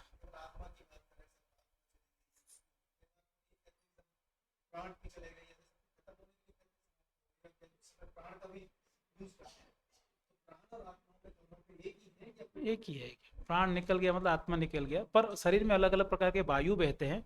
उसमें से एक वायु है प्राण वायु, उसके अंदर वो आत्मा, जहाँ वो फ्लोट हो रहा है ना, प्राण वायु में फ्लोट होता है, तो उसके साथ वो निकल जाता है। प्राण वायु के साथ निकल, ऐसा। उस प्राण में आत्मा फ्लोटिंग, इज फ्लोटिंग इन प्राण, ऐसा। हाँ, सुसाइड करते हैं जबरदस्ती। अगर कोई मरता है समय के पहले, तो उसका जब तक समय था तब तक उसको भूत बन के घूमना पड़ता है कि नहीं? हाँ, वो भूत बनेगा या वहाँ भटके मिलेगा भी आपको। जहाँ जो आदमी आत्महत्या किया है वहाँ जाओगे तो भूत दिख भी जाएगा आपको, कई लोग को दिखता है, बात भी करते हो। इसलिए जबरदस्ती मरना नहीं चाहिए, समय आने पर मरना ही चाहिए, नेचुरल। हाँ बिगड़ सकता है ना, अगर भूत आपके शरीर में प्रवेश कर लिया तो इसे ऐसे उद्दंड मचाएगा। तो भूत घुस गया तो आप पैर ऊपर हाथ नीचे करके चलेंगे, और कहाँ भी भटकेंगे, मलमूत्र खाएंगे, सब कराएगा आपसे। इसलिए सतर्क, सतर्क रहना चाहिए। भूत प्रेत जिसके अंदर प्रवेश करते हैं उसका हालत खराब करते हैं, उसका जीवन खराब हो जाता है। हाँ खतरनाक। मेहंदीपुर बालाजी मैं भी गया हूँ वहाँ पर। तो एक्चुअली भूत प्रवेश भी किसी के शरीर में करेंगे जो तामसिक है। सत्वगुण में जो है उसके अंदर भूत प्रवेश नहीं कर सकते, उसको कुछ नहीं कर सकते। जो तामसिक है, तामसिक भोजन करता है, तामसिक तमोगुण में रहता है, उसके अंदर जल्दी भूत उसको पकड़ता है। और भूत नहीं है, आप ये कई लोग विश्वास नहीं करते भूत नहीं है। अगर मैं भूतों की कहानी चालू करूं तो 2 घंटा और कह सकता हूँ, इतने स्टोरी है। जो शाम को नहीं बोलना चाहिए, पर भूत हैं। हाँ भूत है, ऐसा कई लोग रियलाइज करते हैं। आप विदेश में जाइए, कहीं भी किसी भी देश में जाइए, भूत प्रेतों का प्रकोप हर जगह है। और शहरों में दिखते इसलिए नहीं है क्योंकि हम लोग, हाँ जब शहरों में भूत इसलिए नहीं दिखते क्योंकि हम ही भूत बन के रात भर जागते हैं, तो भूत कहाँ जाएंगे? हाँ वो भाग जाते हैं, वो कहीं पूरे गांव में ठीक है, हमारा गांव में चल सकता है, शहर में नहीं चलेगा, ये लोग जागते रहते हैं। हाँ। और किसी का कोई जिज्ञासा है? इसका मैं बताऊंगा, कर्म कर्म के सेक्शन में बताऊंगा। नहीं, ये इसका सही प्रश्न पूछ रहे हैं आप, ये इसका आगे आगे सेक्शन में सारे क्लियर हो जाएंगे। बहुत बढ़िया प्रश्न है, ये याद रखिएगा, आप मुझे पूछिएगा इसको नेक्स्ट। बहुत साइंटिफिक रीजन इसका दूंगा मैं।